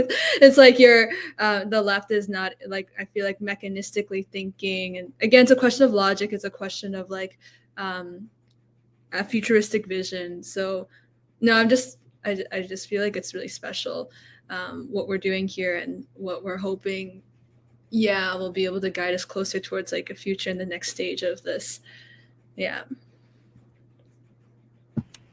I wanted to say a few words about Trotskyism also, if I may. This discussion has gotten me thinking a lot of things. But first I wanted to say one thing I wanted to add is that I think one of the problems on the left is that they don't distinguish between the historical Trotsky and Trotskyism as such as an ideology. And in the past, we've also talked about neo-Trotskyism, or as in Trotskyism, post-Trotsky, and you could also argue post the fall of the USSR, in which the field was open for Trotskyists and neo-Trotskyists to try to appropriate the radical traditions of the Soviet Union and the world communist movement. And so we're speaking of it in a broad sense of, obviously it includes the words and the ideas of Trotsky, but also many people who came after him and perpetuated this ideology. And the reality is that I think that right now pretty much every single existing left group in the United States, except for the Communist Party or the remnants of the Communist Party, is pretty much traces itself to Trotsky in one way or the other. They all genealogically, they all descend from that Socialist Workers' Party that Trotsky himself had started, even though many of them would refuse to acknowledge this. And even if they officially say that their ideology has changed and they claim to be Leninists, or they claim to be communists, in practice, in substantive practice, their theory and their practice, even if they don't explicitly reference Trotsky, is very much Trotskyist. The things that Doc mentioned about, of the no principled opposition to war, the idea of permanent opposition, entryism, and the inherent racism, all of those exist in all those organizations. And as Meghna was saying, sad to say that the remnants of the Communist Party itself basically seems to have fallen into this neo-Trotskyism too, even though many of the people involved in the past may have opposed Trotskyism. And, part of it is accepting this very historically ill-defined understanding of fascism, in which you put the blame of fascism on the masses and even on the working class rather than on the elites. And I think this is a very brilliant point, which was being developed earlier about the, first of all, the difference between the idea of the ruling class and the ruling elite, and the idea of the ruling elite having this ideological level as well. And then as Emily and Serafina were developing this idea of you have to see forces in society, how they relate to the ideological agenda of that ruling elite. And the fact that it is true that certain ideological perspectives and viewpoints have been institutionalized in the institutions of our society. And in a lot of ways, I think that goes back in the history of Trotskyism to the fact that many followers of Trotsky, for example, two names I could mention, Irving Kristol, who's considered to be the father of neoconservatism, and another person by the name of Max Schachtman, who was not just a follower, but a person personally who knew Trotsky and considered himself a comrade of Trotsky, but lived in the United States. Both of them were Trotskyists and considered themselves socialists in their youth. And they adopted many of the ideas of Trotsky, including the idea that this belief that war is necessary, the belief in a permanent opposition to progressive coalitions, and the idea of inherent racism. And they both went on to be key figures in the U.S. ruling elite. Max Schachtman was an important figure. He went on to be an important figure in the AFL-CIO, I believe. He was a mentor to the AFL-CIO president, George Meany. He became an important intellectual. And it's interesting because Trotsky himself, as Emily was saying, his opposition to unity was shown that in the Russian Revolution, he basically dismissed the potential of the Russian peasantry and kind of fetishized the idea of the urban working class. And then eventually that led, as Jeremiah was reading, in the fetishization of the Western white working class at the expense of the working class and peasantry of the world. And so a person like Schachtman basically fetishized the white worker and the union movement and was extremely anti-communist and anti-Soviet. And that played a major role in pushing the AFL-CIO and the American labor movement in a very reactionary, anti-communist, and really racist direction. And similarly, Irving Kristol is he supported this idea of using force to export quote unquote democracy around the world, and that played a very major role in what we saw with the emergence of the neocons and the war on terror and all these horrible wars and so on. But then at the same time, you have to also talk about the ways in which, this was embedded in the state, but then you had the so-called, as we've talked about, the progressive rebranding of the ruling class, which has really gone into a hyperdrive in recent years. We've talked about the embrace of ideas like settler colonialism and the embrace of, diversity by the U.S. ruling class. And in a lot of ways, that fits very comfortably as well with this neo-Trotskyist ideology. And when you look at the labor movement, now the vanguard of the labor movement, we're told, is either Starbucks workers, or many of whom are basically college-educated young people, or graduate students at prestigious universities who are fighting for labor unions. And this is the new woke, highly educated, and so-called progressive working class and labor movement who are overwhelmingly voting for the Democratic Party. And we are told, like in our debate we had with our friend who's currently in the Communist Party, that it's the deindustrialized workers, like the coal miners and the retired steel workers, who are voting for Trump and who don't care about the environment. They are become, they have been brainwashed by this so-called fascist movement. So you see how the neo-Trotskyist ideology has basically, it basically justifies this kind of perspective in which you can vilify the part of the working class that is actually being militant, that is actually taking on the elites, and can basically try to create a united front in support of the elites. Unfortunately, this idea of a united front against fascism that their groups like the Communist Party now are proposing is basically a united front to try to consolidate the elites, especially the Biden administration, in the face of this triad of resistance. And so, I think this is a very important point that we should develop more about how Trotskyism is not only antagonistic to unity, but now we are even thinking at a higher level than just the traditional Leninist concept of unity when we were talking about reconstitution, drawing from Du Bois and King. And this is a major obstacle in that. And I mean, there's a lot of other stuff which we were touching on. I mean, even this defense bill. Interestingly, the going back to that, that is very historic. I was just reading that the defense bill, with the opposition, strong opposition of the so-called far right, the pro-Trump elements that were most strongly opposed to it, it finally passed the House 219 to 210, which I think is a historic margin that it barely passed by 9. And the thing is, it has to be now voted on in the Senate. But the interesting thing is also the stuff that the liberals and the left are criticizing some of the Republicans for, like, opposing abortion and so on. Like they added amendments, basically, I think banning the military from paying for abortions and other stuff like that, which now is going to make it difficult for the Democrats to vote for this bill in the Senate. So in some ways, that is also playing a major role in dooming this defense bill. So that, again, it gives an important context to what Richard Haass is saying. We've never seen this kind of struggle in Congress, this difficulty in passing a defense bill. And of course, the real united front is the united front to confront the deep state, the military-industrial complex. And, that is what we're talking about moving forward.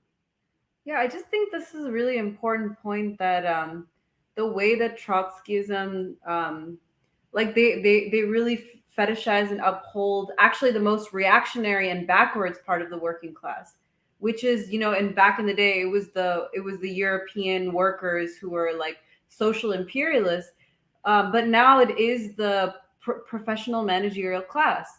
This was another thing we asked about, what do you think about, has there been a bourgeoisification of the left? And she said, no, I think the working class has changed. It's become more diverse, better educated. But still, it's only 1/3 of all Americans over 25 who have a college degree. And I don't, so it's just, so who are you really focusing on and saying is more progressive and better educated?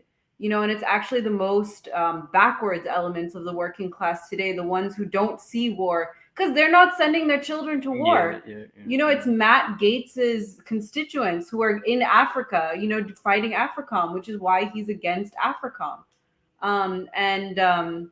It's just, I think that's an important point. I was going to say something else, but I just wanted to, that beautiful phrase by King. I forget which speech he opens.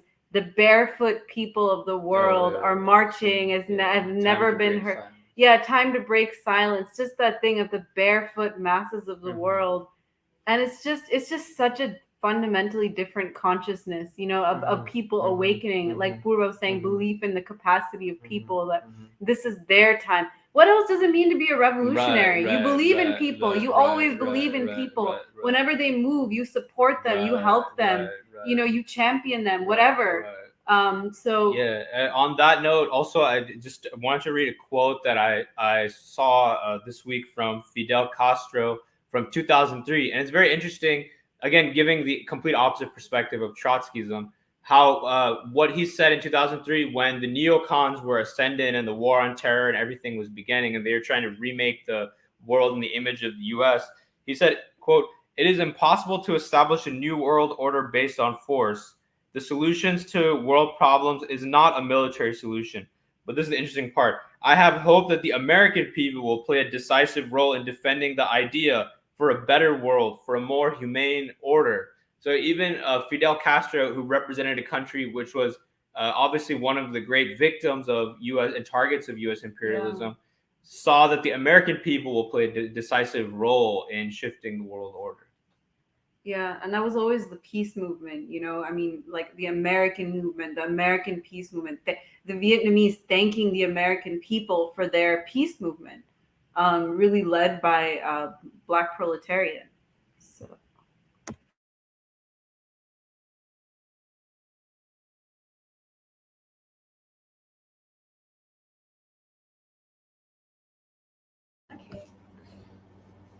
Okay, if nobody has anything else to say directly on that, I can read comments.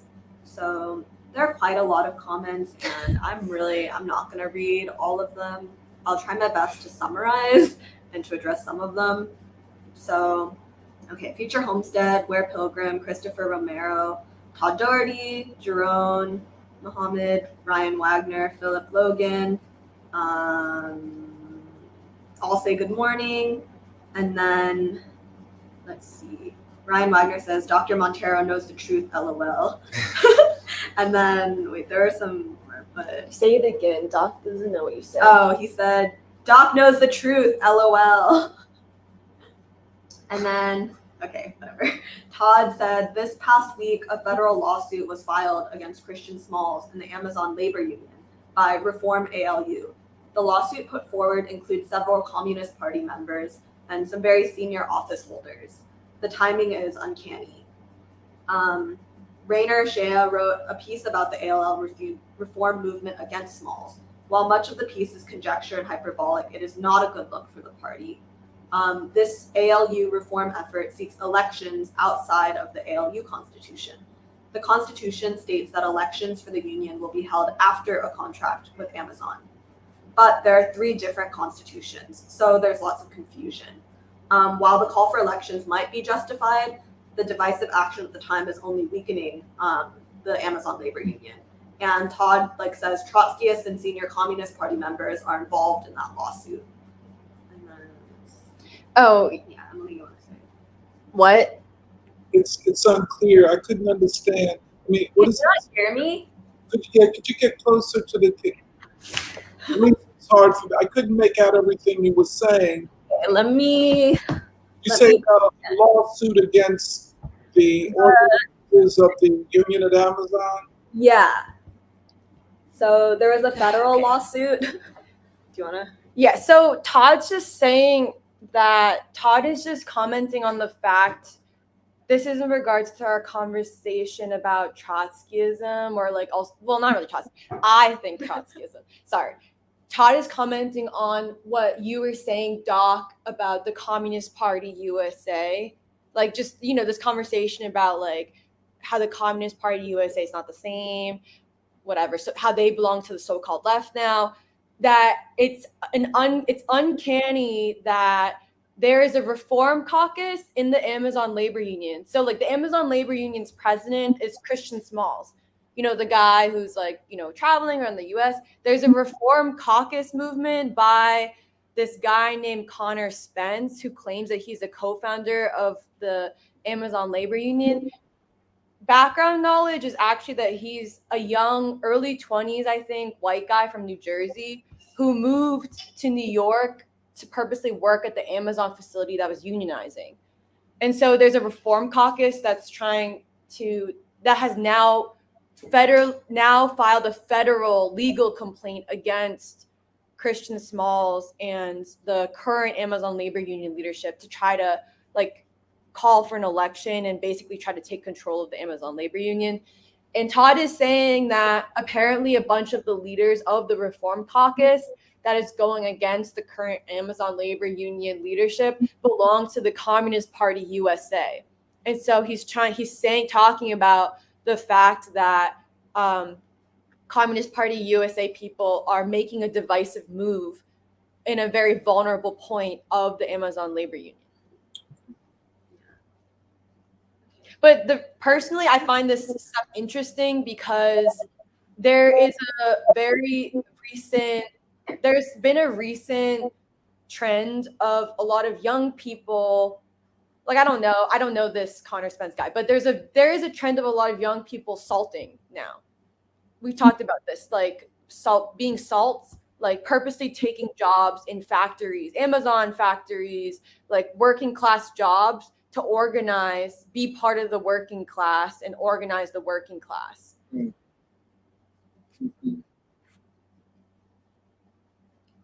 Thank you. Okay. So, sorry, it's really hard, but I'll try to talk slowly. Yes. Yeah.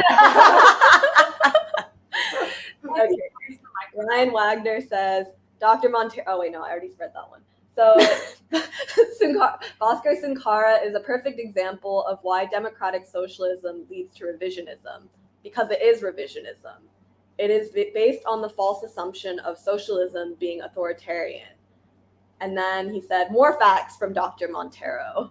The chickens of the empire are coming home to roost. and lay the metaphorical eggs of a new people's socialist democracy.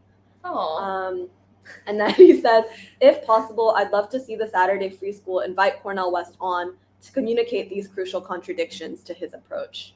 And then Where Pilgrim says, I think Cornel West has spoken about the importance of building a movement beyond the electoral realm, and agrees that having Cornel West on would be a very interesting discussion or set of discussions. And Well, I just want to say the distinction I want to make is the difference between building a movement versus seeing that there's already a movement and joining with that movement. yeah, because I feel like whether the question is like mobilizing the left to make a new movement, sort of a la Bernie, or whether it's recognizing that there's potential in the existing movement, which is where RFK Jr. and I think Trump draw on. Yeah, that's where the people already are, and the left doesn't have to be a vanguard of a new movement. Yeah. Because I feel like that is sort of the left Trotskyism thing, which is that they have to take over whatever movement exists and to try to basically reshape it completely in its own image. And I feel like that's actually what I see with like the Amazon labor union too, which is like you're trying to take over something that people have already basically been working to build, but you're not satisfied with like its, I don't know, like its ideological purity or like whatever. So instead you want to take it over. And that's kind of how Trotskyists also basically treat peace, or like the peace movement. Like they want to basically just shift it to whatever they're into. Yeah, because with the Amazon labor union, although Christian Smalls, the leader of the Amazon labor union, has some contradictions, you know, he's into the whole Bernie progressive thing. He is based on whatever said by the news and stuff. To me, it does appear that Christian Smalls is the organic leader. He was actually like a worker there. He was the organic leader who a lot of the workers followed. And I hate to bring the color line into it, but it is true that Christian Smalls and the people supporting him are the Black workers, like African American workers. And then the Reform Caucus is mainly young white workers who I don't know where they come from, as well as immigrants, like Black immigrants. Oh, and also there are consultants who are trying to help mentor the Amazon labor union, who are well-known like labor intellectuals who write books about what's the best way to organize people, you know, those kinds. Right. And Christian Smalls does not. The reason why people are annoyed at Christian Smalls is because he doesn't follow their authority. Like people are claiming that he refused to follow the authority of those people, that he wouldn't follow their instructions. That's so interesting. I mean, also because he was very explicit about organizing across the partisan line too. He said, we are not going to talk about Democrat or Republican. You know, this is about Amazon workers. And so I wouldn't be surprised if that's also not a part of this split, the fact that he's really making it about the workers and not about, you know, electing Joe Biden. But I'm not sure. I don't know I haven't read about the details of the lawsuit or what's motivating it. Oh yeah, Christopher Romero just said, and Christian Smalls has even gone on to support Cuba. So there could be a lot of potential for his consciousness to continue to expand over time. So yeah. Stan Wood said, I enjoyed the first hour of Dr. Montero's discussion. That was a while ago. Okay, let me try to get myself sorted because there are like a million comments. So, okay, there are a lot of comments by DJ Elf, and I'm not going to read them all because I think a lot of these points we have addressed week after week. But he basically is saying Cornel West is not about the workers, and I have the evidence. And most of the evidence that he cites, at least in his comments, are that because Cornel West is a millionaire, he has lost his way and is too busy basically smooching up to the elite. And I think, Doc, like you already said, the reason why we use the term ruling elite and no longer ruling class is that you cannot just count out every single billionaire or millionaire. And the fact that we talk so much about this crucial triad of Cornel West, RFK Jr., and Trump is not because they're just famous or because they're in the news a lot, but actually because of what they represent in the people. And I feel like we have to get this straight, that just because somebody is a person who is known does not necessarily just make them a celebrity or a tool of like the ruling elite. And especially I feel like it's a very easy attack to say that somebody is like no longer like of the people. But what do you actually mean by that? And so I feel like week after week, we talk about how you can't count people out just because of these categories of like black, white, millionaire, billionaire. And all of these people, like, it's not about electoral politics, but about this crucial stage of the ideological struggle where people, I think, know that something is wrong. They're looking to come together and to move in something. And basically, like, these figures provide and they expand like the realm of the ideological struggle. And that's why we talk so much about them. So I don't think we can clarify that anymore. And we just have different positions. And yeah, but I think because DJ Elf keeps saying, who cares about listening to a crappy worker like myself when you can listen to millionaire celebrities? And I just don't think that's a fair representation. We have read these comments many times. And then, No, I mean, this is not about someone's identity. This is about the ideas. And I just don't think like we need to engage on this petty level. And yeah. Yeah, but there was a conversation in the comments about, like, I guess the approach of how to win people over, like this thing of honey over vinegar. And then they've just been discussing, like, I guess the strategy. But DJ Elf is going to be in Philadelphia next weekend, I think, to, deal with wrongful convictions. And he's showing the difficulties he experiences in connecting with other Asian activists. And I feel like there's a lot of, basically criticism saying that, like, we're not real activists. And if we were, we would engage more with him. I think he said that we have been ignoring him for months, which I don't think is true. We have disagreements. And let's see. Yeah, he says, I hope you'll look up Chinchilla Jonesia and Vincent Moto and that some of you will attend the upcoming event next weekend. He says PSL is run by white millionaires who have kept Koreans from the head of the anti-war and peace movement. Asian Americans should be at the forefront of the anti-war movement, but we're not. It's insulting, and there's just a lot of stuff. But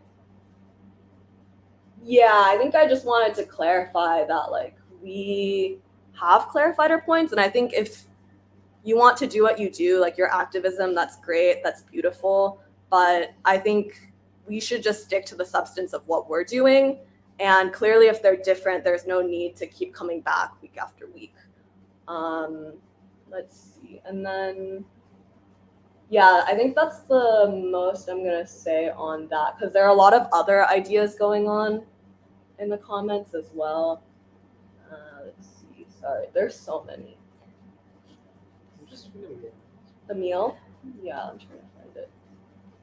Okay, Emil says, the nihilism of the postmodern left in America has prescribed all virtue to victimhood. Every attempt to address any particular grievance in society is met with a continuous descent into other, more oppressive problems, or whataboutisms. And then he has a James Baldwin quote, the world has never lacked for horrifying examples, but I do not believe that these examples are meant to be used as justification for our own crimes. This perpetual justification empties the heart of all human feeling. The emptier our hearts become, the greater will be our crimes.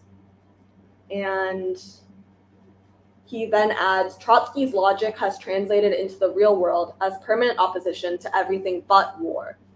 His radical ideas, ironically, aren't able to change the world, but merely interpret it. And Ryan Wagner adds, Trotskyism has developed in parallel and works in concert with the U.S. empire, especially since the collapse of the USSR, but also potentially prior. And then he adds, Che Guevara has a quote where he says he envies the American revolutionary struggle because it's the greatest struggle of all. That's not exact, but that's the essence of the quote. And let's see. Then he has a quote from the Communist Manifesto where communists, do not set up any sectarian principles of their own by which to shape and mold the proletarian movement, which I think he's like contrasting to the actual practice of the Trotskyists and these leftists who, yeah, try to commandeer every existing movement. But yeah, I'll look through it and see if there are more again, but I think that's all for now. If people have stuff they want to respond to. Yes. This Amazon, this is a new word you taught us. Thank you. Salting of random people trying to insert themselves to different places so that they can organize the masses, and other various forms of political activity, which seem to be counterproductive and inorganic. I relate that a lot to the Philadelphia Negro and a lot of the things that I've seen with China's poverty alleviation programs. Let me get into that. So I feel like there's little to no basis, I feel, for a lot of this like miseducated people and maybe even some well-meaning people to relate to each other in a constructive way to transform society. I feel that part of it is just a societal problem. That there's people are put at odds with each other, but also along the lines of Du Bois, there's no scientific way to understand and know people and to identify revolutionary potential and transformative potential, and then no high aspirations for transforming society either. It's just responding to things, which puts the great struggle right now as the ideological struggle. It reminds me a lot of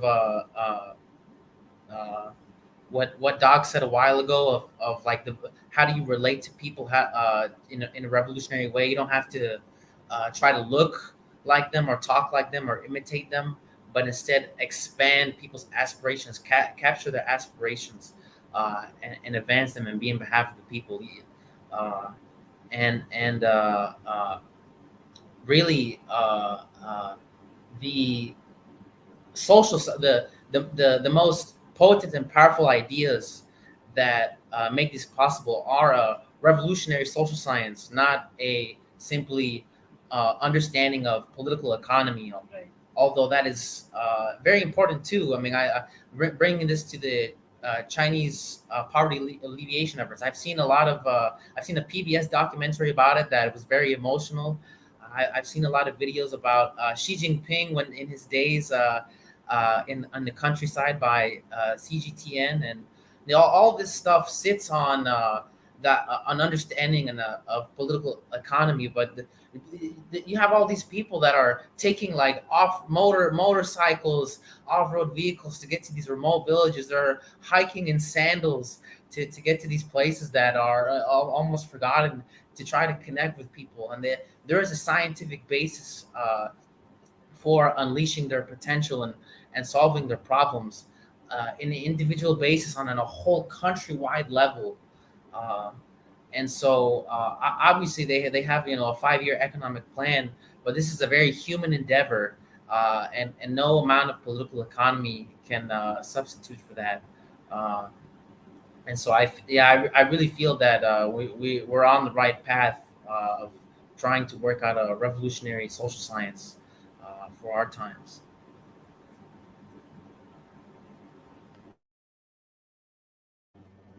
Well, I wanted to ask a question related to that, but this whole thing of like triad and threes, is it something that is uniquely produced by the American historical experience, or is it something that is more universal, I guess? Because I get part of the reason why I ask is like in concrete terms, like the triad that Du Bois captures in Black Reconstruction is like a historically constituted set of three, right? The planter class, the ruling class, the Black proletariat, and the white proletariat, the white worker. And I think, part of my question is basically, is that like, does that, I don't know, that like framework can you expand it to other situations or no?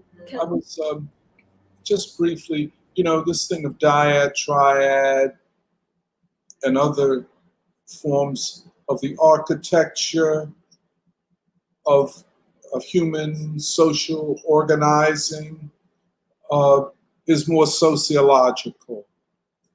It is not the same kind of historical logical that you would either get in Hegel's logic or what we are trying to understand in Du Bois's Black Reconstruction. But, and really I would just say the sociology of human, the way humans interact and institutionalize, or using Serafina's thing, structurate their relationships. And for me, the thing with Trump, RFK, and Cornel West, it is not something that was historically inevitable, but something that a way of talking about a socio-political emergence. No one, put it another way, who could have predicted RFK would enter the race? There was nothing a year ago that would have predicted it. Who could have predicted Cornel entering the race? But then when you look at it, you see a commonality. And so I just, a triad of opposition. Maybe it works. I don't, as a way of talking about it. But then what struck me most was a triad, but in the triad, a dyad. You know what I'm saying? Because there is still the three, and you can see that commonality, anti-war, anti-establishment, in broad terms. You know what I'm saying? Not a strong, concrete program coming from any of them, in fact, yet. But then this Trump RFK thing is something. I don't. How do you put? So it is a dyad. It is two, and it's just one way of talking about sociological, and in this case, political sociological emergence or organization or structuring. We sometimes call it the process of structuring. We call it structuration. And this is all sociological language. But, let me just say my last thing. I don't want to talk too much. I think the concept of a triad, a three, where you don't, because to see them separately doesn't explain them individually or collectively or what they represent. So they are a piece of a single cloth. That's what I want to say. But then the most extraordinary part of the three is this two. I know I sound like I'm doing numerology, but I'm not. It is, who could have predicted this too? It was unpredictable. But, again, Du Bois, chance, law and unpredictability. Human beings are not defined by some game theory logic or some metaphysical historical logic. Human beings do what human beings do. And in this triad, this dyad, which according to Seymour Hersh, is probably the greatest concern of Democratic strategists going into the 2024 election. Wait, can I say something about, I guess, the sociological nature of the triad? Because when you're talking about it in your introduction, like, I'm still thinking this through, but there was something about the way that you described, like, the dynamic nature of the triad and also the sociological background from which it emerges. And then I guess Jeremiah's thing of, like, oh, like, is this a phenomenon? Is it a concept? Like, is it basically, like, specific or is it universal? But part of what it made me think of was jazz, like, basically the emergence of jazz, which comes out of clearly, like, a specific sociological, like, cultural, like, it comes out of a people. But I think the way in which jazz creates, like, kind of a new logic where it takes the existing logic of, I guess, like, twos or, like, whatever classical European music, but then it's not just that. There's something very creative and new about it. And I feel like also, I guess, the ways in which social relations or musical structuring becomes really complicated. Like, it becomes complicated on a new level. And it's not, I'm not talking about, like, the numbers of, like, 2 versus 3, but I think, like, just the structuring of it. And yeah, because I think part of, like, we've made a lot of, I guess, metaphors or connections to jazz, like, even in the way that, like, we talk about things, but I think also in, like, the complexity of the political situation. And part of it is that I think, yes, right now, clearly, the crucial triad is a specific phenomenon, but it's a specific phenomenon, I think, of a certain complexity that comes out of this particular moment. And yeah, like, I think I agree with you that it's not such a set thing as historical logic.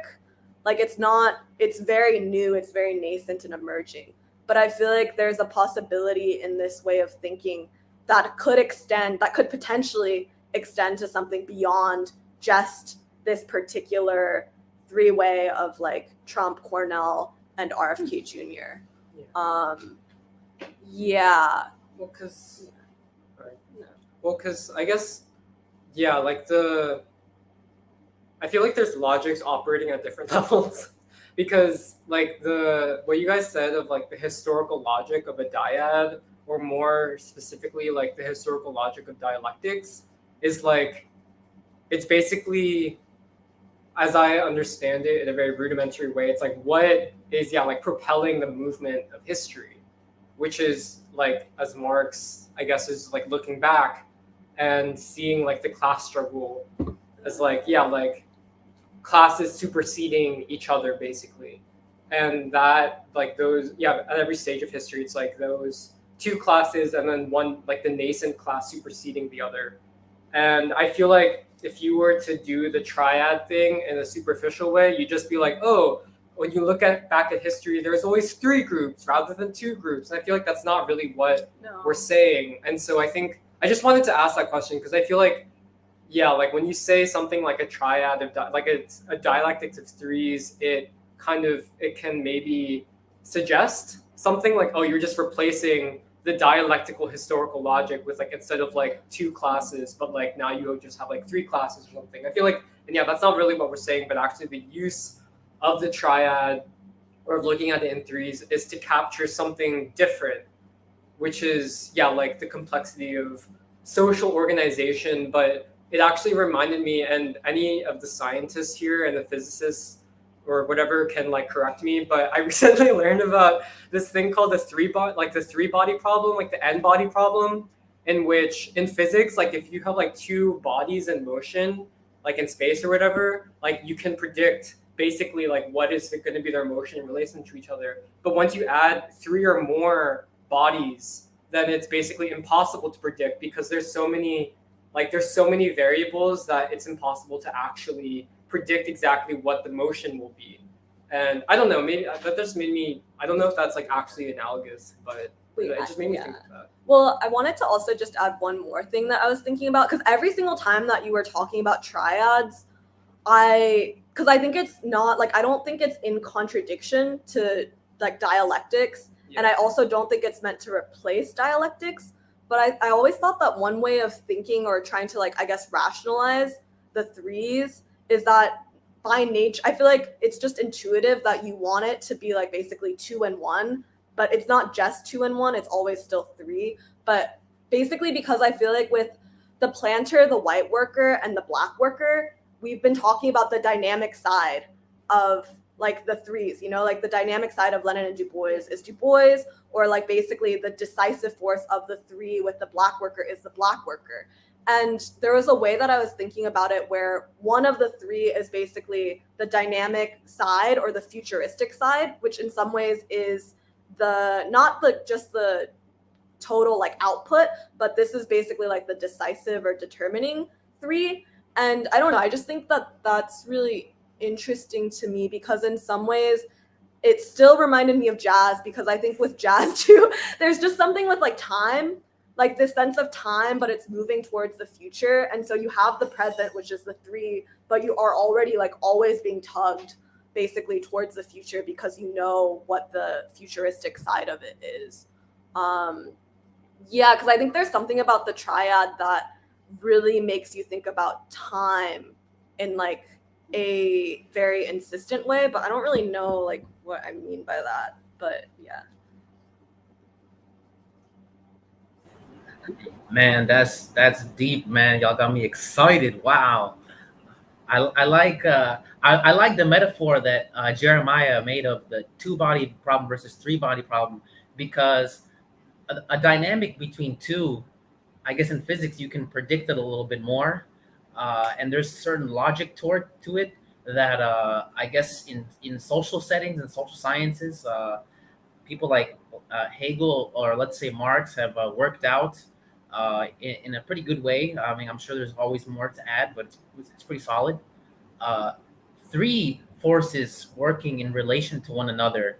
I think Du Bois is the one man, and I'm trying to map out. Whenever I think about Black Reconstruction, I'm always trying to map it to today.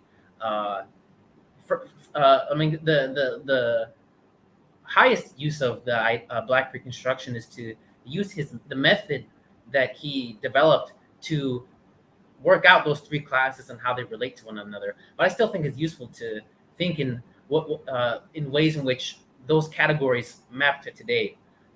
Namely, I guess the planter is the most easy to think about. A ruling class that has long outlived its usefulness and is unable to hold on together.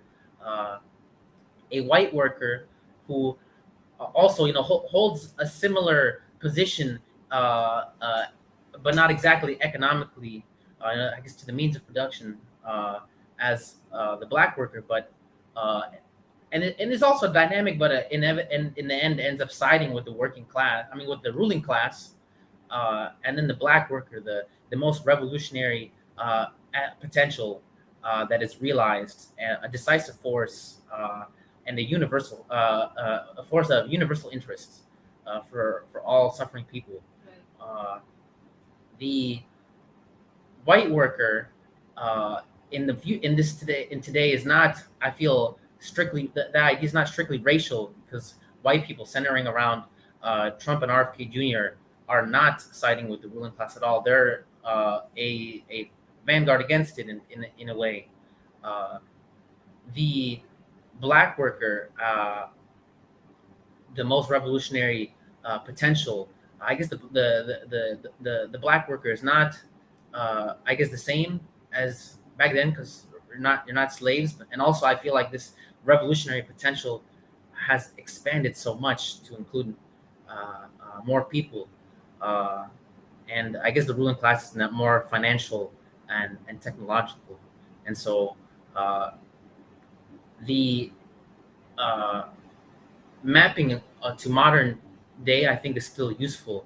And the dynamics is very interesting. Who more closely represents the white worker of that time today, namely what we call the left, and college-educated people. And I still wish that I studied Black Reconstruction more deeply, even though we've read it twice and we did a whole event on it, because I want to know how to formulate the categories for today and want to understand their dynamics greater, so that we can be more effective in building unity. But yeah, this is exciting, man. Black Reconstruction, man. Favorite work, man. It's more energizing than caffeine, man. It's the good stuff.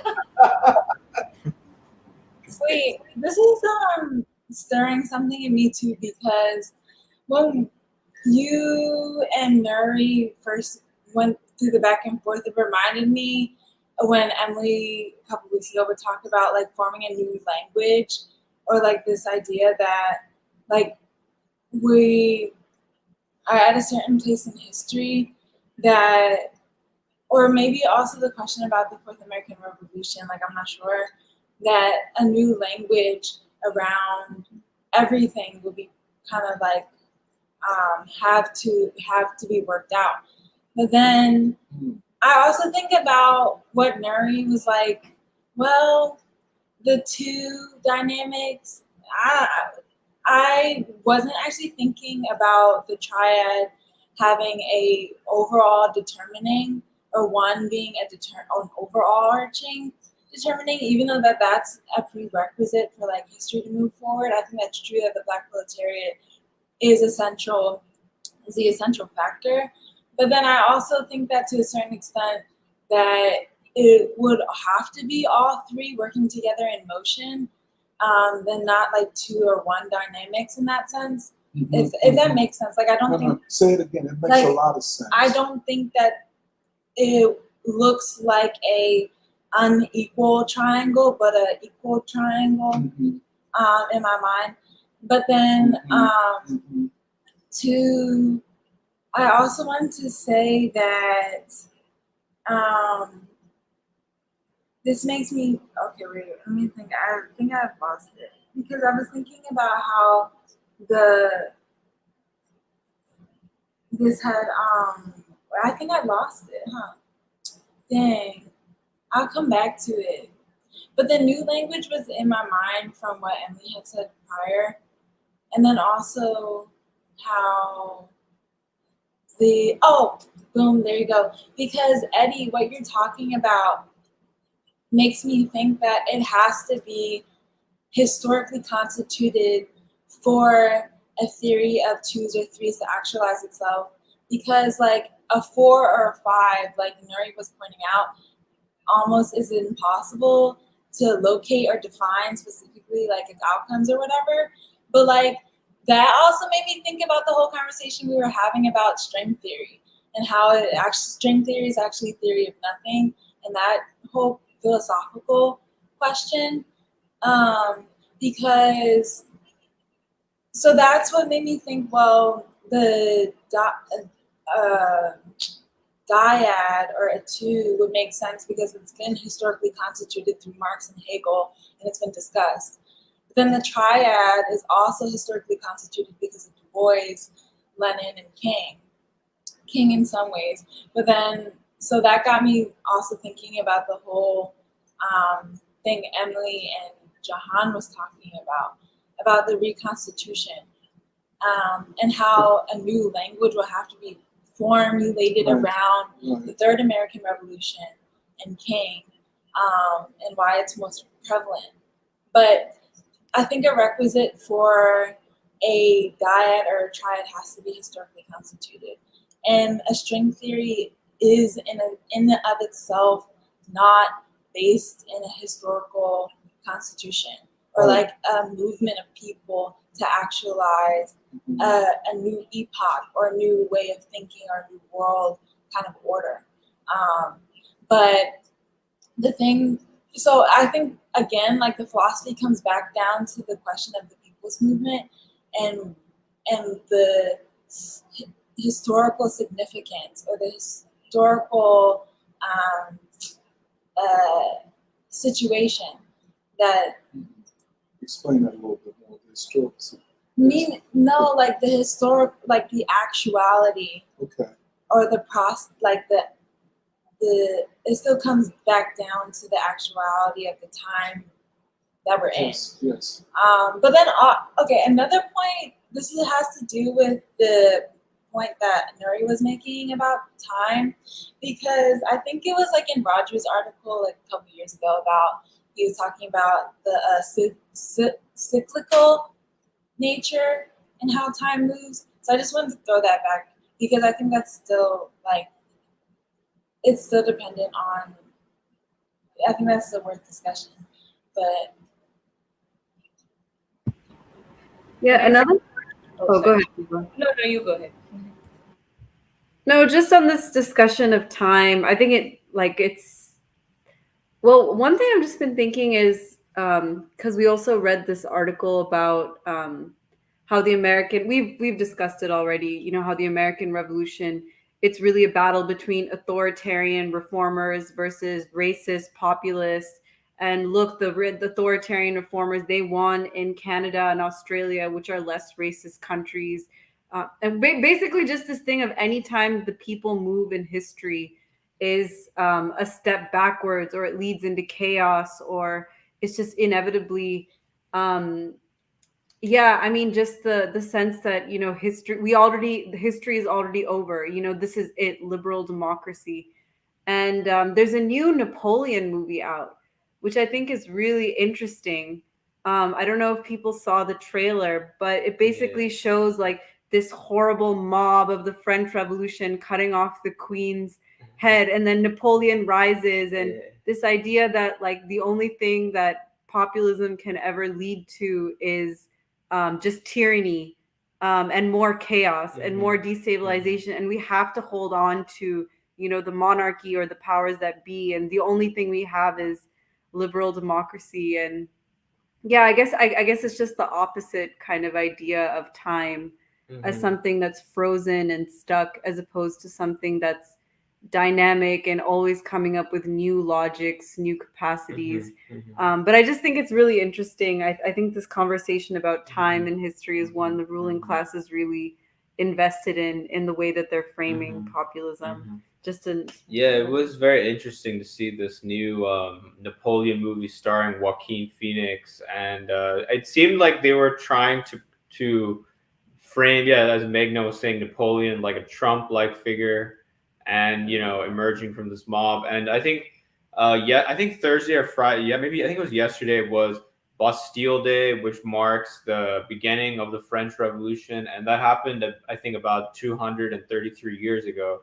And we've been discussing about how this 200 and some years since then have been a time of great change in human society, with the advent of the modern idea of democracy and the people coming to the stage of history in this qualitatively new way.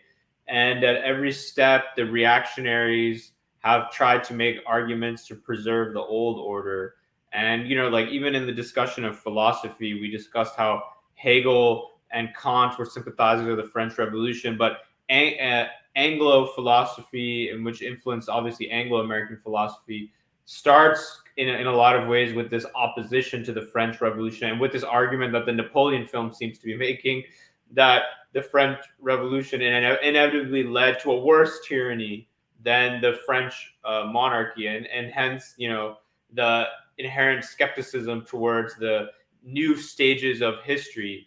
And so, yeah, I mean, we were just thinking about that, and how does that fit into this whole discussion of time and history and these different triads. And of course, you know, with the French Revolution, in terms of triads and stuff, we have to talk about the Haitian Revolution and the role that played. And then Du Bois arguing that Reconstruction has to be considered on par with the French and Haitian revolutions in terms of its significance for world history. And you obviously also saw with Reconstruction, the way they argued, the reactionaries argued that led to a tyranny of carpetbaggers and so on.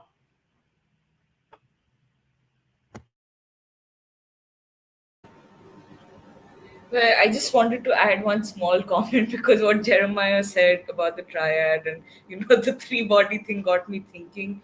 But it seems to me like thinking in terms of triads or dialectics in threes is most compatible with Du Bois's formulation of law and chance in the movement of human history. Because, I mean, just to sort of make it concrete, the three body problem basically talking about three objects which are in the gravitational field of one another. So basically they're attracted to each other independently, but then there's also this collective dynamics. And the reason why it cannot be solved, like it cannot be you cannot tell for every point in time and every point in space what the solution is because it goes into chaotic dynamics, into things that are unpredictable.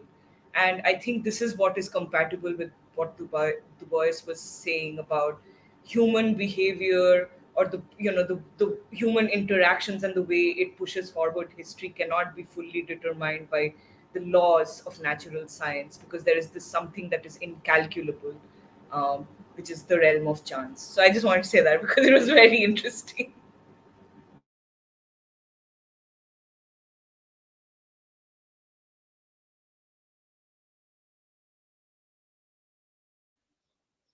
Okay, We got more physicists in the comments. Yeah, okay, Colin said basically what Porba. Get closer. Okay, Colin said basically exactly, well, sort of what Porba said, which is that the significance of the third body is the incredible sensitivity of predictions as a function of the starting point, which is chaos theory. Wait, Say it again. the significance. You read it then. The significance of the third body is the incredible sensitivity of predictions as a function of the starting point, which is I don't get it. I'll figure it out later. Okay. I don't get it. Yeah. Well, I think it's if I understand, like, on a very basic level, the problem with the three, like, basically the premise of the three body problem is that for two, you can predict very clearly because there are only like two, basically there's a minimum number of combinations. And so it's much more calculable, but at three, it becomes very difficult because you can't just reduce it to pairs. There's always a third object that you have to consider, and that this extends to, like, if there are four objects or like five, or basically the reality of the universe, which is many, many different objects, it becomes really difficult. And let's see, I guess as I'm reading comments, I might as well continue where Christopher Romero is also talking a little bit about chaos. He says the Napoleon movie and the word chaos brings back memories of the event at the house where even progressive figures constantly use the word chaos to describe it. And so the main argument from the ruling class essentially boils down to don't change anything because it will become worse, which leads to a deprivation of any future potential. Reminds me of a quote that someone said, people walk around without a future in their eyes. But actually, part of that also makes me think about, like, in some ways, like with the duopoly, or like this idea of controlled opposition, I feel like people want to make the political landscape very easy. And I think in some ways that's also what the anti-Trump movement has functioned to do, where within the Democratic Party, I feel like there's a lot of chaos, where it's like, oh, like, are we a party of what was like the Kennedy Democrats or like the FDR, like basically this idea of a party for the workers, or are we like a party based on cultural issues, like woke stuff, like trans stuff, like basically which is it? But then with the anti-Trump movement, it becomes so black and white, where it's like you're either pro-fascist or you're pro-Democrat. And I feel like that's also why, like, people are really hating on Cornel West, or this idea of a spoiler, or even RFK Jr., because both of those represent a break from like this controlled opposition thing. Yeah, but I think that's kind of what Christopher Romero is saying, which is like part of the strategy of the ruling elite is to try to hide the chaos or to reduce the chaos, which is also why I think this framework of triads or threes, or like whatever, the three body problem, is useful, because it more accurately depicts the reality on the ground.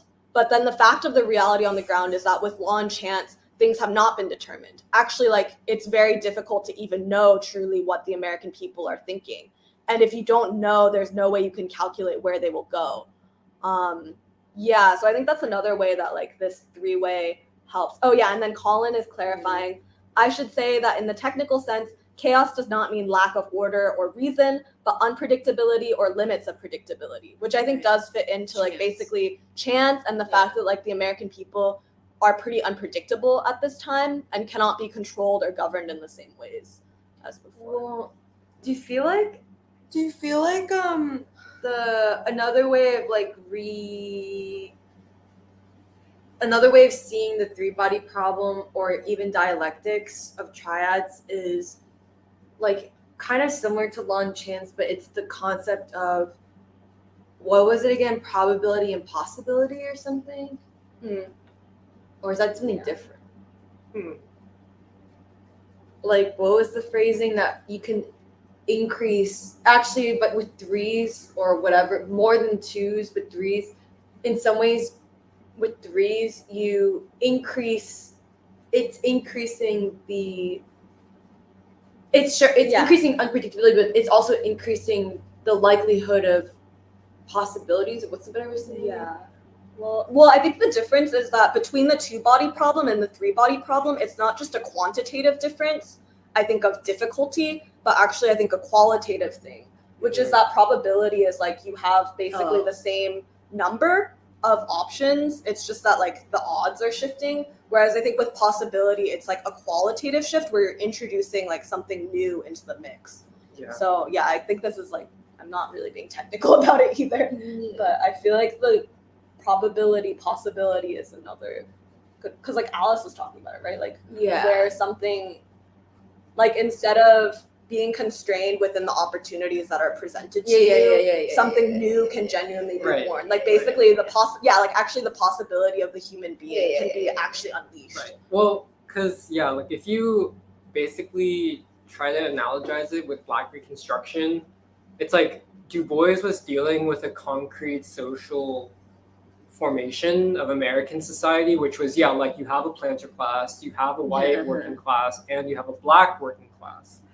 And the point of it is basically when like it doesn't negate the logic of basically, I don't know, like the logic of class struggle itself, like the logic of like, that the working class should overcome like the ruling class, but more that when you actually have like a working class that has been divided into basically like two sociological groups that introduces unpredictability, but also it creates new new possibilities, which is what you were saying, Emily, but in like a concrete form, which is that things suddenly became possible in American history because of like the concrete actual existence of like a particular social organization.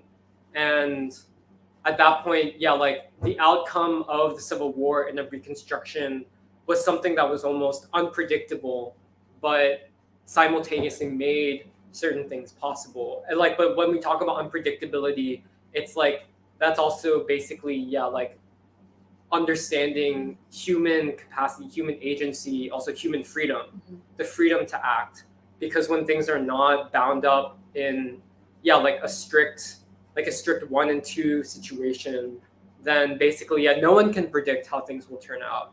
And so the role of human agency and of human freedom, the freedom to act, becomes that much more important in a situation where things are not as predictable. Like not the ruling class can't predict what will happen. They will try to act like they know, but they can't, which is the significance of like the Richard Haass thing. You know, you want to try to impose a logic onto society, but that logic will never actually fully encompass like what's actually going on. And I don't know. I feel like Colin's trying again. Okay. Colin says you can still compute precise predictions for 3 or more bodies, but when you project into the future, the outcome is so sensitive to the assumptions that you make that any uncertainty explodes. So it's like you can still try to look for laws, to look for patterns, to look for structures, but like you still have to account ultimately for basically the unpredictable and the uncertain. And I feel like that's even the case with like however much people, I guess, we may be disappointed with someone like Cornel West, but still I think the importance of the triad is important because it speaks to the fact that when you have these 3 figures in motion together, the possibilities become almost like even much more infinite even than if you just had 2. But and it's like you said, it increases the odds that the ruling elite cannot control the situation. Yeah.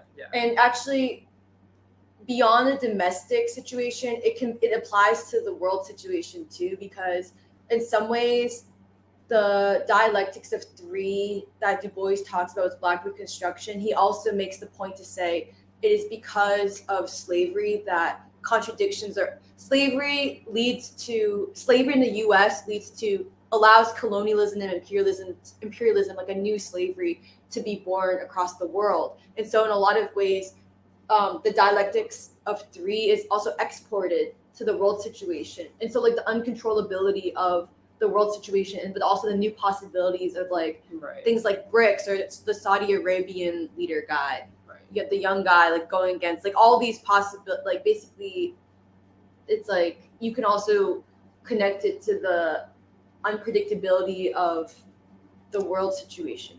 Yeah.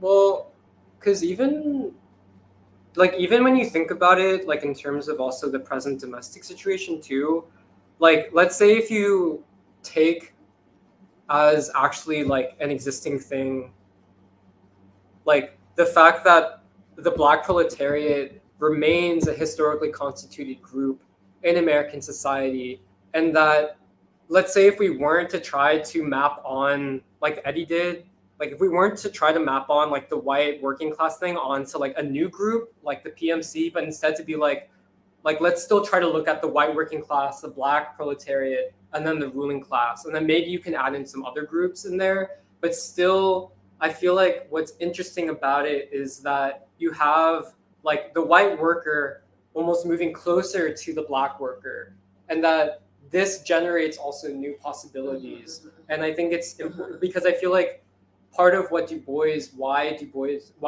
looks to the Black worker, the Black proletariat as a category is that it's not just that those divisions have been imposed onto society, but that as a result of basically, like historical constitution, that Black people became a historically constituted people in the same way that you could say like white America is kind of historically constituted, but that they are moving closer towards the Black worker, and that this phenomenon also has to be understood as something that generates like new possibilities, new uncertainty, and new dynamics that we can't even directly trace back to exactly how things unfolded during previous periods, such as the Civil War period or the Civil Rights period.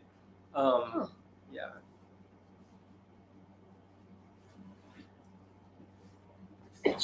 I just had a small point to make, which is that this discussion reminded me of a law of physics called the law of entropy, which states that as we move forward in time, the total amount of disorder or chaos continuously increases. You go from a disordered or a chaotic system to a more chaotic system, or at least it remains the same. But I think the assumption in this law is that it's a closed system. And I think I can, if I wanted to understand it in terms of what we are seeing today, is that we really want this to stay a closed system, because any externalities that can mess this up, you never know that this can actually become a more ordered society. But we are operating under this assumption that we're always going to move towards chaos, so let's not mess with it, let's not touch it. But this assumption is what is sort of shrouded behind all the talk about all these attacks. I feel is serving to shroud this assumption. Yeah, but I think that it also disregards, as we were all talking about, human potential. I don't think that we are a closed system. I don't think that we are incapable of change towards the better. If I could respond to Jeremiah, I really like the way you put it, where you think about the white worker and the Black worker both as historically constituted categories that have gone through a certain development, because that's the only way that you're gonna make a full sense of what has happened and what is happening and what can happen. in addition to looking at those categories from Black Reconstruction, but not limiting them in that point in time or to that even group. Like to expand on that, for example, a thing I've thought of recently is that the dynamics of the white worker from Black Reconstruction, namely identifying with the ruling class, I think it really explains how, let's say, immigrants live in this country. I think of immigrants a lot, just because that's where that's my family, where you want to come to this country and move up in the social order, which means playing the game and ultimately siding with the ruling class to move up in society, as opposed to, let's say, the Black worker, where you want to directly challenge the ruling class to change society. So yeah, I think that it's very sharp to do both, and yeah, nice stuff, good stuff. So,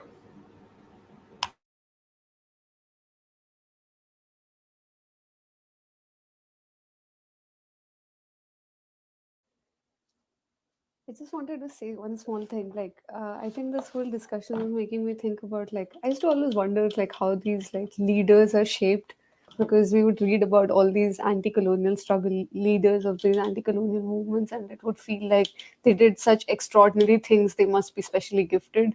But I think, like, this discussion is sort of making me realize that, like, it's just as leaders try to emerge to understand the aspirations of people, they themselves get transformed, and that process is what shapes them to, I mean, they do have this sense of morality and courage, but it gets transformed more. They get more and more transformed through this process, and in a way, like, it's also feeling like that elections. I used to think of elections as like one way of like assessing the political will of people, but the fact that this whole struggle itself shapes not just like the ideas that will come up, but also the people who are at the lead, like who lead this struggle further, or like are like on the top of I mean, represent the people. At the end of the day, they themselves get transformed. I think that, yeah, that's what I got from all of this discussion.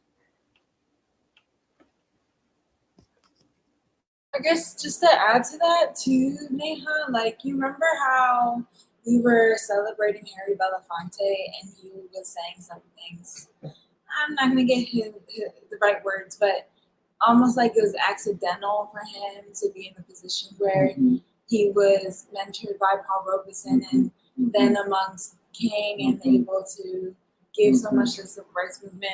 Like, and I think we're all, like, in a sense, like, we are all talking about the possibilities of a people's movement and how, like, the science of human action depends itself on history, the social situation, like the city or the state in which one emerges, what church, whatever. But then at the same time, like, because in Black Reconstruction, the Black worker prior to Du Bois writing it was not thought of, not conceived of, meaning there was no scientific assertion that said that the dynamic of the 20th century or the late 19th century was the fact of slavery making imperialism for like the 20th century, and it would be the cause of other large historic events, whether that be World War I or and so on. Like, the dynamic of it was the role that the emancipated proletariat or the slave was in history, how it developed,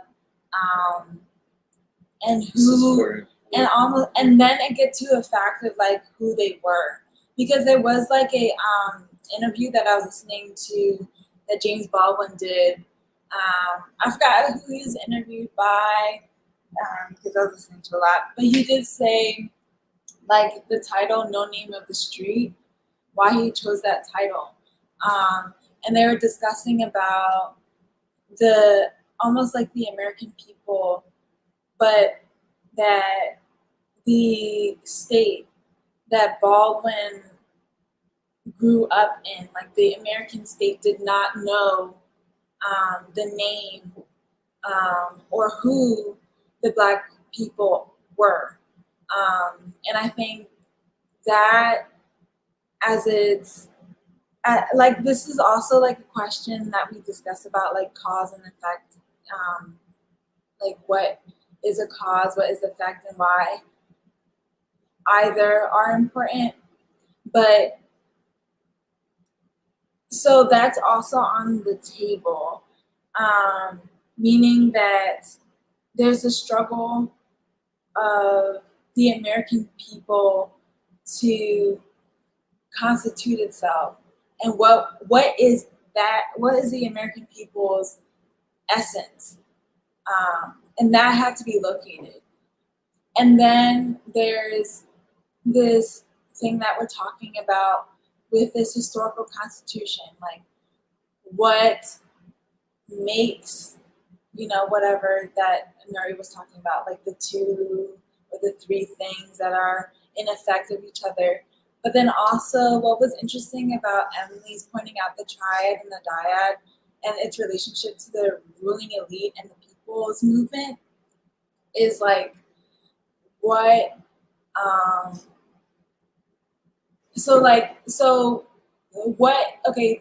when we talk about like a futuristic vision, like things that we don't have all the way worked out, right, that is an unnameable, as of now, like set of, or a framework of thinking about the dynamics that we have been talking about called politics. And so like, yes, a lot, like the question of King, nobody expected him to emerge the way that he did. And that goes for everyone. Fred Shuttlesworth, Diane Nash, so James Lawson. And okay, but then that also gets me to another point. There's still those there's still this thing of constants, meaning that they saw a reliability and they reached out to the Indian freedom struggle. They saw the essence of the Russian Revolution. Why?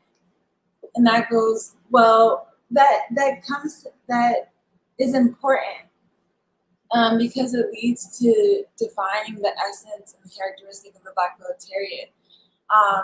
And in its essence is the striving towards freedom for a full human democratic way of being. And that, so like, there's still, so in my mind, it comes to a question about that the people are bent in that way, but yeah, like leaning like the way that Jeremiah had put it towards like or maybe also because we are working from like that King,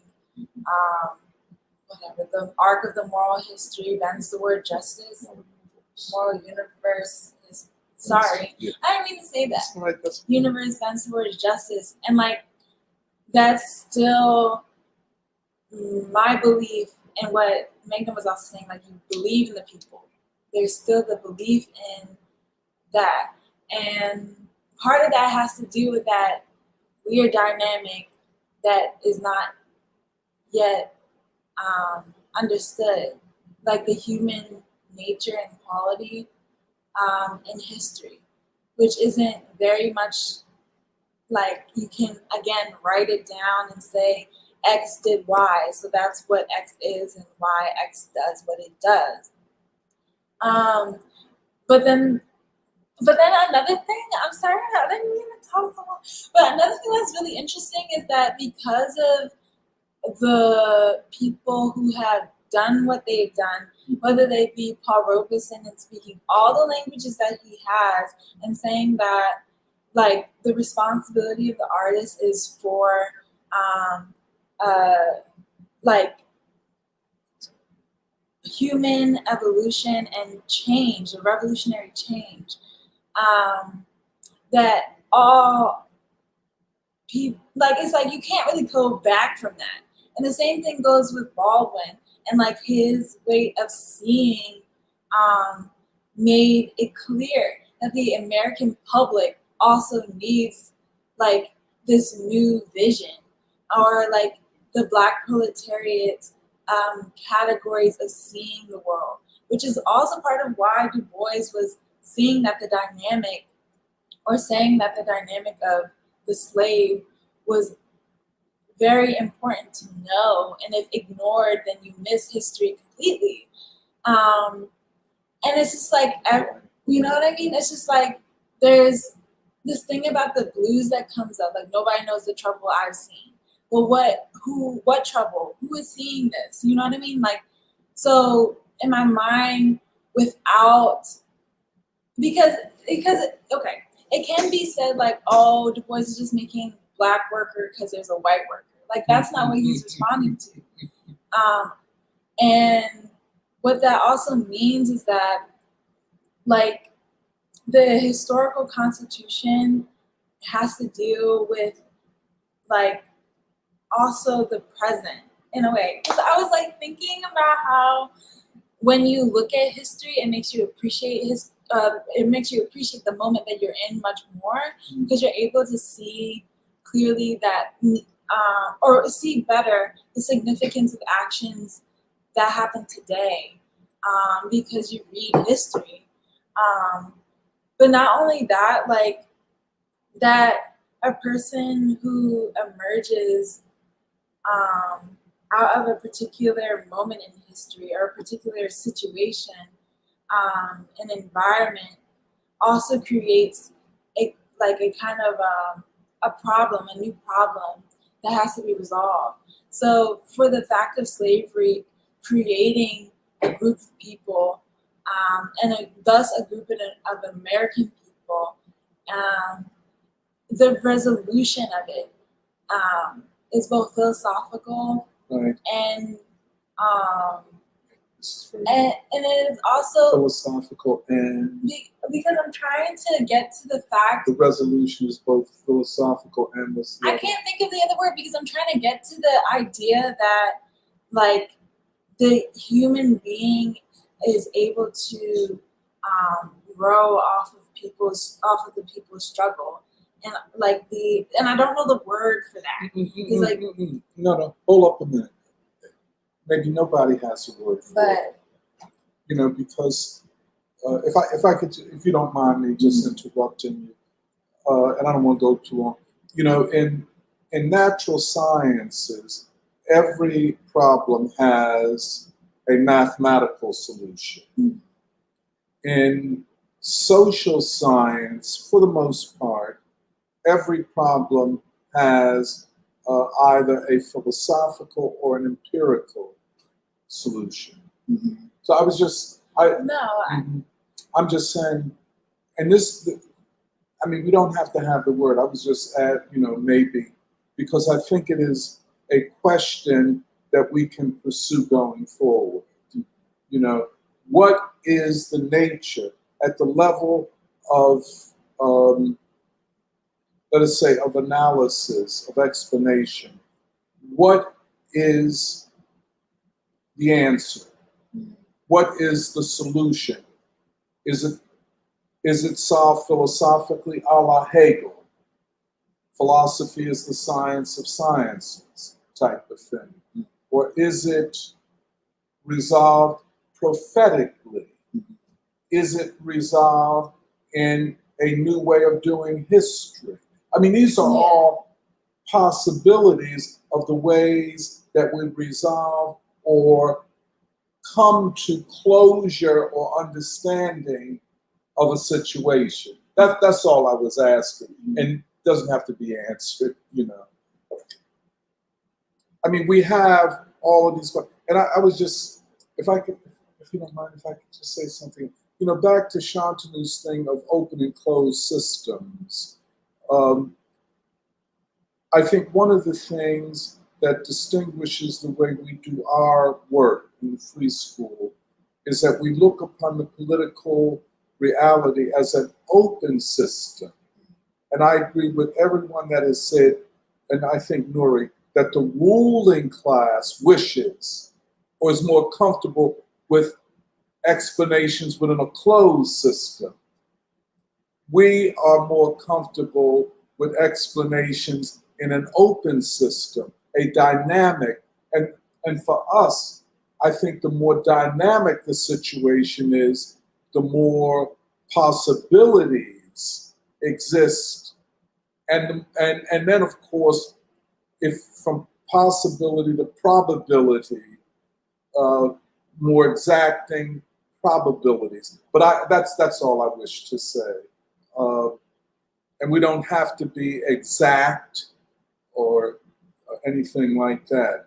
But I'll just stop for him.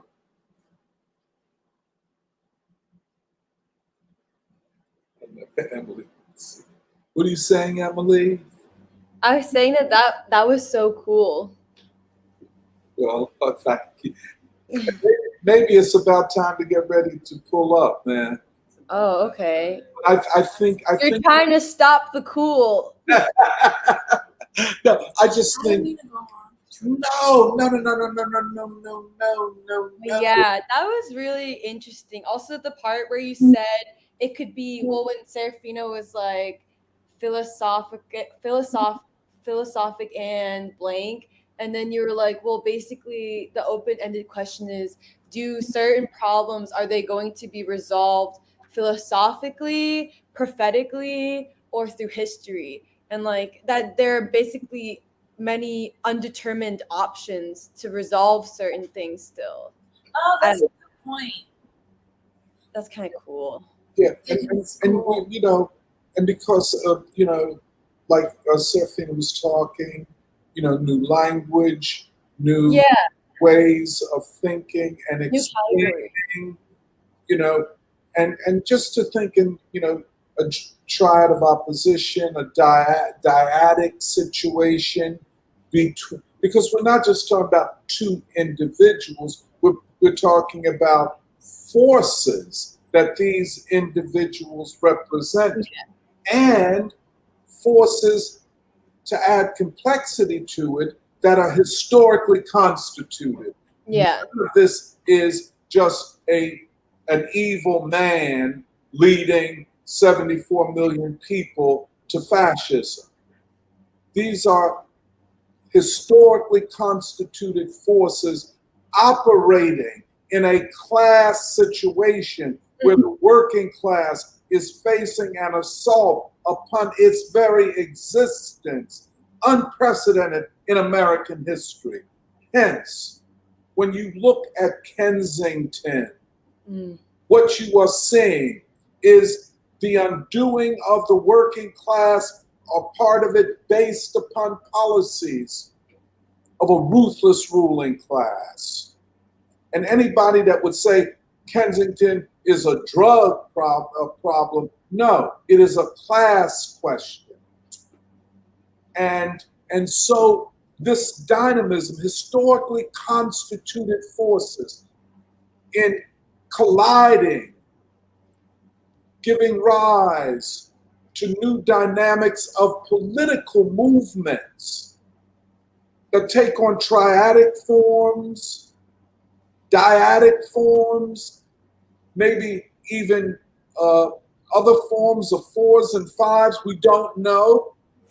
But empirically, we're looking at triad, dyad. I think it gets us closer to what we're trying to understand. And this kind of social science and social thinking renders the kind of left commentary to be so superficial and without foundations, either in history or political analysis, as to make them worthless, useless, both for the people and for those who are trying to explain movements of the people. I think this, using your word, bending towards science, doing science, makes so much sense at this time. It really does. If we're not going to do it this way, we need to just shut up and stop trying to act like we know what we don't know. If this is all about one man who is an autocrat who likes other dictators around the world and is a neo-fascist, if this is what we're looking at, then what do we need science for? This is a dynamic moment, and it is just like Du Bois said, some moments create great opportunities for science, philosophy, and art. You know what I'm saying? Science, and this is one of those moments. That's why everybody is speaking so brilliantly. And I would say to most social science and philosophy graduate seminars, you maybe need to shut down your operation and join the free school. And like somebody said, and I'll shut my mouth here. Somebody said, well, the free school should invite Cornel West. And that would be a beautiful thing, because philosophically, we're doing different things. Philosophically, Cornel does not do logic the way we think about it. There are a whole lot of people who we could engage. Norman Finkelstein, I think, would be an interesting engagement, particularly given his praise and celebration of John Stuart Mill. Because John Stuart Mill, among other things, was a logician. It's just a whole lot going on. And so many ways of thinking if one wishes to think. Ooh, good way to say that. So, Okay, well, I hope everyone enjoyed this week's Free School as much as I did. Lots more to talk about, and like Jeremiah was saying, every week is like a photograph to be able to capture the forward movement of humanity and our own American people. And so we're excited to continue the discussion next week. But for today, that's all. I hope everyone has a nice lunch, and we'll see you next week. And we thank you all for your comments and participation. Bye.